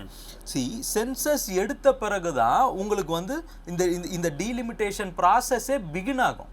அண்ட் இது ஏதோ நீங்க 50 வருஷம் நீங்க தள்ளி போட்டதுனால, 25 வருஷம் நீங்க தள்ளி போட்டதுனால, 25 வருஷம் அதுக்கப்புறம் வந்து பாரதிய ஜனதா கட்சி பீகார் வாஜ்பாய் சார் இருந்த பொழுது அதை தள்ளி போட்டதுனால இப்படி ஒரு விஷயமே கிடையாது. இப்படி ஒரு விஷயத்த வந்து பாரதிய ஜனதா கட்சி புகுத்துதுன்ற மாதிரியான பொய் பிம்பங்கள் பிரச்சாரங்கள் பண்ணீங்கல்ல, அப்ப ஏன் நீங்க பேசல? டீலிமிட்டேஷனை வெல்கம் பண்றோம், இது பண்ணினா விமன் ரிசர்வேஷன் உடனே வந்துரும், சீக்கிரம் பண்ணுங்கன்னு ஏன் வெல்கம் பண்ணல? இல்ல, டீலிமிட்டேஷன்ல ஏற்கனவே இருக்கக்கூடிய சிக்கல்கள் அவங்களுடைய பார்வையில இருந்து அது வேற மாதிரி சார் சிக்கல் ஆகும். அது எப்படி சார் சிக்கல் ஆகும்? மக்கள் தொகை கணக்கெடுப்பு அடிப்படையில வந்து பிரிக்கும் போது ஏற்கனவே வந்து மக்கள் தொகையை கட்டுப்பாட்டுக்குள்ள கொண்டு வச்சிருந்தது வந்து தென் மாநிலங்கள் தான் வச்சிருந்தாங்க, வட மாநிலங்கள் அது வச்சிருந்த. இன்னைக்கு நீங்க மக்கள் தொகை கணக்கெடுப்புல இது ஒரு அவங்களுடைய பிரச்சனையா இருக்கு. இன்னொரு 1 மணி நேரம் டாபிக் இது. அது விகிதாச்சார அடிப்படையில பண்ணுவேன்னு சொல்லி மத்திய அரசாங்கத்திலிருந்து உள்துறை அமைச்சர் அமித்ஷா அவர்கள் சொல்லிட்ட பிறகு கூட நான் சொன்னேன், எனக்கு அதுல தனிப்பட்ட விதத்துல எனக்கு உடன்பாடு இல்லை, பட் அவங்க சொல்றாங்க செய்யட்டும். ஓகே, எனக்கு அதுல உடன்பாடு இல்லை. என்ன பொறுத்தவரைக்கும் ஒரு ஓட்டா தான் இருக்கும். வந்து இது எல்லா விஷயங்களையும் கவர் பண்ணோம். சென்சஸ்க்கு அப்புறம் தான் சொல்லிட்டாங்க. இவங்களுக்கு டேட் சொல்லணும்னா இவங்க போன் நம்பரை வந்து அவங்க கிட்ட கொடுத்துட்டு வரணும். இவங்க கிட்ட கேட்டு தான் எல்லாம் சொல்லணும். இல்ல பேசலாம். முரளி சார், டேட் சொல்லு. முரளி சார், சாதிவாரி கணக்கெடுப்பை வந்து மாநில அரசாங்கம் வந்து நடத்த முடியும் அப்படின்ற விஷயத்தை வந்து குறிப்பிட்டு சொல்லியிருந்தாங்க. எப்படி நடத்த முடியும்? ஏன் பீகார்ல நிதிஷ்குமார் அவர்கள் ஜாதிவாரி கணக்கெடுப்பு நடத்தி வெளியிட்ட பொழுது உச்ச நீதிமன்றம் நடத்த முடியாது அப்படின்னு சொல்லிச்சு, ஏற்றுக்கொள்ள முடியாதுன்னு சொல்லி இருக்கேன். எப்படி சொல்லிச்சு? நான் கேட்கிறேன். அதே போல ஒன்றிய அரசாங்கம் ஏத்துக்கிச்சா? ஒன்றிய அரசாங்கம் ஏத்துக்கிச்சாக்கா அதை அப்பயே அறிவிச்சுட்டு போயிடலாமே. நிதிஷ்குமார் எடுத்த ஜாதிவாரி கணக்கெடுப்பை ஒன்றிய அரசாங்கம் பீகாரில் ஏற்றுக்கொண்டதும் சொல்லிட்டாங்க. அவங்களுக்கு தேர்தல் பிரச்சாரத்தில் பெரிய வாக்குறுதியாச்சு சார். அவங்களால சொல்ல முடியாது, அவங்களால செய்ய முடியாது. இன்னொரு விஷயம் நான் அவங்களுக்கு அடக்கத்தோடு சொல்றேன், ஒண்ணும் கிடையாது. ஜாதிவாரி கணக்கெடுப்பும் மக்கள் தொகை கணக்கெடுப்பும் எடுப்போம் என்று எடுப்பதற்கு ஒன்றிய அரசாங்கம் முன் வந்திருக்கிறது, சொல்லி இருக்கிறது. செயலிலே காட்டவில்லை, சொல்லிலே காட்டியிருக்கிறார்கள். அவர்கள் வாய் சொல்லில் வீரர்கள் என்பது எங்களுக்கு நன்றாக தெரியும். சொல்லி இருக்கிறார்கள். அவர்களுக்கு நான் அடக்கத்தோடு சொல்லுகிறேன், என்னவென்று கேட்டால், திராவிட முன்னேற்ற கழகத்தினுடைய அடிப்படை கொள்கையாக இருப்பது இடஒதுக்கீடு. இடஒதுக்கீடு அனைத்து சமுதாயத்து மக்களுக்கும், அனைத்து ஜாதி மக்களுக்கும், தாழ்த்தப்பட்ட, ஒடுக்கப்பட்ட, நஷ்டப்பட்ட மக்களுக்கும் செல்ல வேண்டும் என்பது எங்கள் நோக்கம். அந்த ஜாதிவாரி கணக்கெடுப்பிடத்தால் புறக்கணிக்கப்பட்ட மக்களுக்கு அந்த வாய்ப்பு கிடைக்கும். எங்கள் பெரியார் தான் அழகாக சொல்வார், திமுக திராவிட இயக்கத்தினுடைய கொள்கை வெற்றி பெறுவதற்கு காலதாமதமாகும், ஆனால் இறுதியில் வெற்றி பெற்று தீரும் என்று அவர் சொன்னதை போல இவர்கள் ஜாதிவாரி கணக்கெடுப்பு எடுத்தால் இது எங்கள் கொள்கை வெற்றி பெற்றதற்கு அடையாளம். இரண்டாவது, பூனே பேக்ட் நீங்க தான் போட்டீங்கல்ல சார்? பூனே பேக்ட் நீங்க தான் போய் போட்டு வந்தீங்கல்ல? பெரியார் தான் போய் போட்டு வந்தார்ல? என்ன சார் பேசுறீங்க? என்ன சார் பேசுறீங்க நீங்க? இந்தியா தமிழ்நாட்டுக்கு வழி காட்டுச்சா? தமிழ்நாடு இந்தியாவுக்கு வழி காட்டுச்சா ரிசர்வேஷனுக்கு? ஒரு விஷயம் சொல்றேங்க இல்லங்க, இந்தியாவுக்கே தமிழ்நாடு தான் இப்ப வழிகாட்டிட்டு இருக்கு. ஏன்னு கேட்டா பொருளாதார வளர்ச்சியில நாங்க தான் முன்னாடி இருக்கோம். எஜுகேஷன்ல இந்தியாவிலேயே மாநிலங்கள்லயே தமிழ்நாடு தான் முன்னாடியில இருக்கு. பழைய கடன்லயே நம்ம தான் ஜாஸ்தி இருக்கிறோம். பழைய டேட்டாவெல்லாம் பார்த்து பேசிக்கிட்டு இருக்கீங்க. புது டேட்டாவெல்லாம் கொஞ்சம் பாருங்க. இல்ல புதிய டேட்டாவெல்லாம் பாருங்க. எங்க நாங்க சொல்றதான் கரெக்ட். அதே போல நந்தகுமாரன் பேசுறப்ப சொன்னாரு நம்பிக்கை இல்ல, நம்பிக்கை இல்லைன்னு முரளி பேசுறாரு. நம்பிக்கை இல்லைனாக்க எப்படி மோடி 3வது முறை ஜெயிச்சிருப்பாருன்னு கேட்கிறார். அண்ணே நந்தகுமார் அண்ணனுக்கு சொல்றேன், திமுக முதல் தேர்தல 5 இடத்தை வெற்றி பெற்றான். அடுத்த தேர்தல 50 இடத்துல வெற்றி பெற்றான். அதுக்கப்புறம் 138 இடத்துல வெற்றி பெற்றான். அதுக்கப்புறம் 184 இடங்களை வெற்றி பெறுவதுதான் நம்பிக்கை. ஆனா 300 இடத்துல இருந்து 240 இடத்துக்கு பிஜேபி வந்திருக்குதுனாக்க மக்களுடைய நம்பிக்கை. நடுவுல ஒரே ஒரு சீட்டு ஜெயிச்சிங்களே, அதையும் சொல்ல வேண்டியதானே. நடுவுல ஒரு சீட்டு ஜெயிச்சிங்க, நடுவுல எதிர்கட்சியா கூட வரத்துக்கு முடியாம போனீங்க, அதையும் சொல்லுங்களேன். பூஜ்ஜியத்தில் இருந்தாலும் திமுக ராஜ்யத்தை ஆளுகிற எப்படின்னா எப்படின்னா எப்படின்னா எப்படின்னா நீங்க விழுந்தீங்கன்னா எந்திரிக்க முடியாது. ஏன்னா விழுந்தீங்கன்னா 1000 அடி பள்ளத்துல கீழே விழுந்தீங்கன்னா எந்திரிக்க முடியாது. 1 லட்சம் அடி பள்ளத்தில் திமுக விழுந்தாலும் இதுதானா வாய்ச்சல் வீரருங்கிறது? செமையா வீசுறீங்க வாய்ச்சல். நீங்க வாய்ச்சல் சும்மா ஸ்வாட் மாதிரி சொல்றீங்க போங்க. இல்ல இதோட தேதி எப்ப வேணும் அப்படின்றத கேக்குறீங்க. இதோட தேதி எப்ப வேணும் அப்படின்றதெல்லாம் கேக்குறீங்க. நான் சொல்றேன், இன்னொரு செய்தியை சொல்லிடுறேன். 300 இடத்துல வந்து 240 இடத்துக்கு வந்திருக்குன்னா நம்பிக்கை இழந்துருச்சு.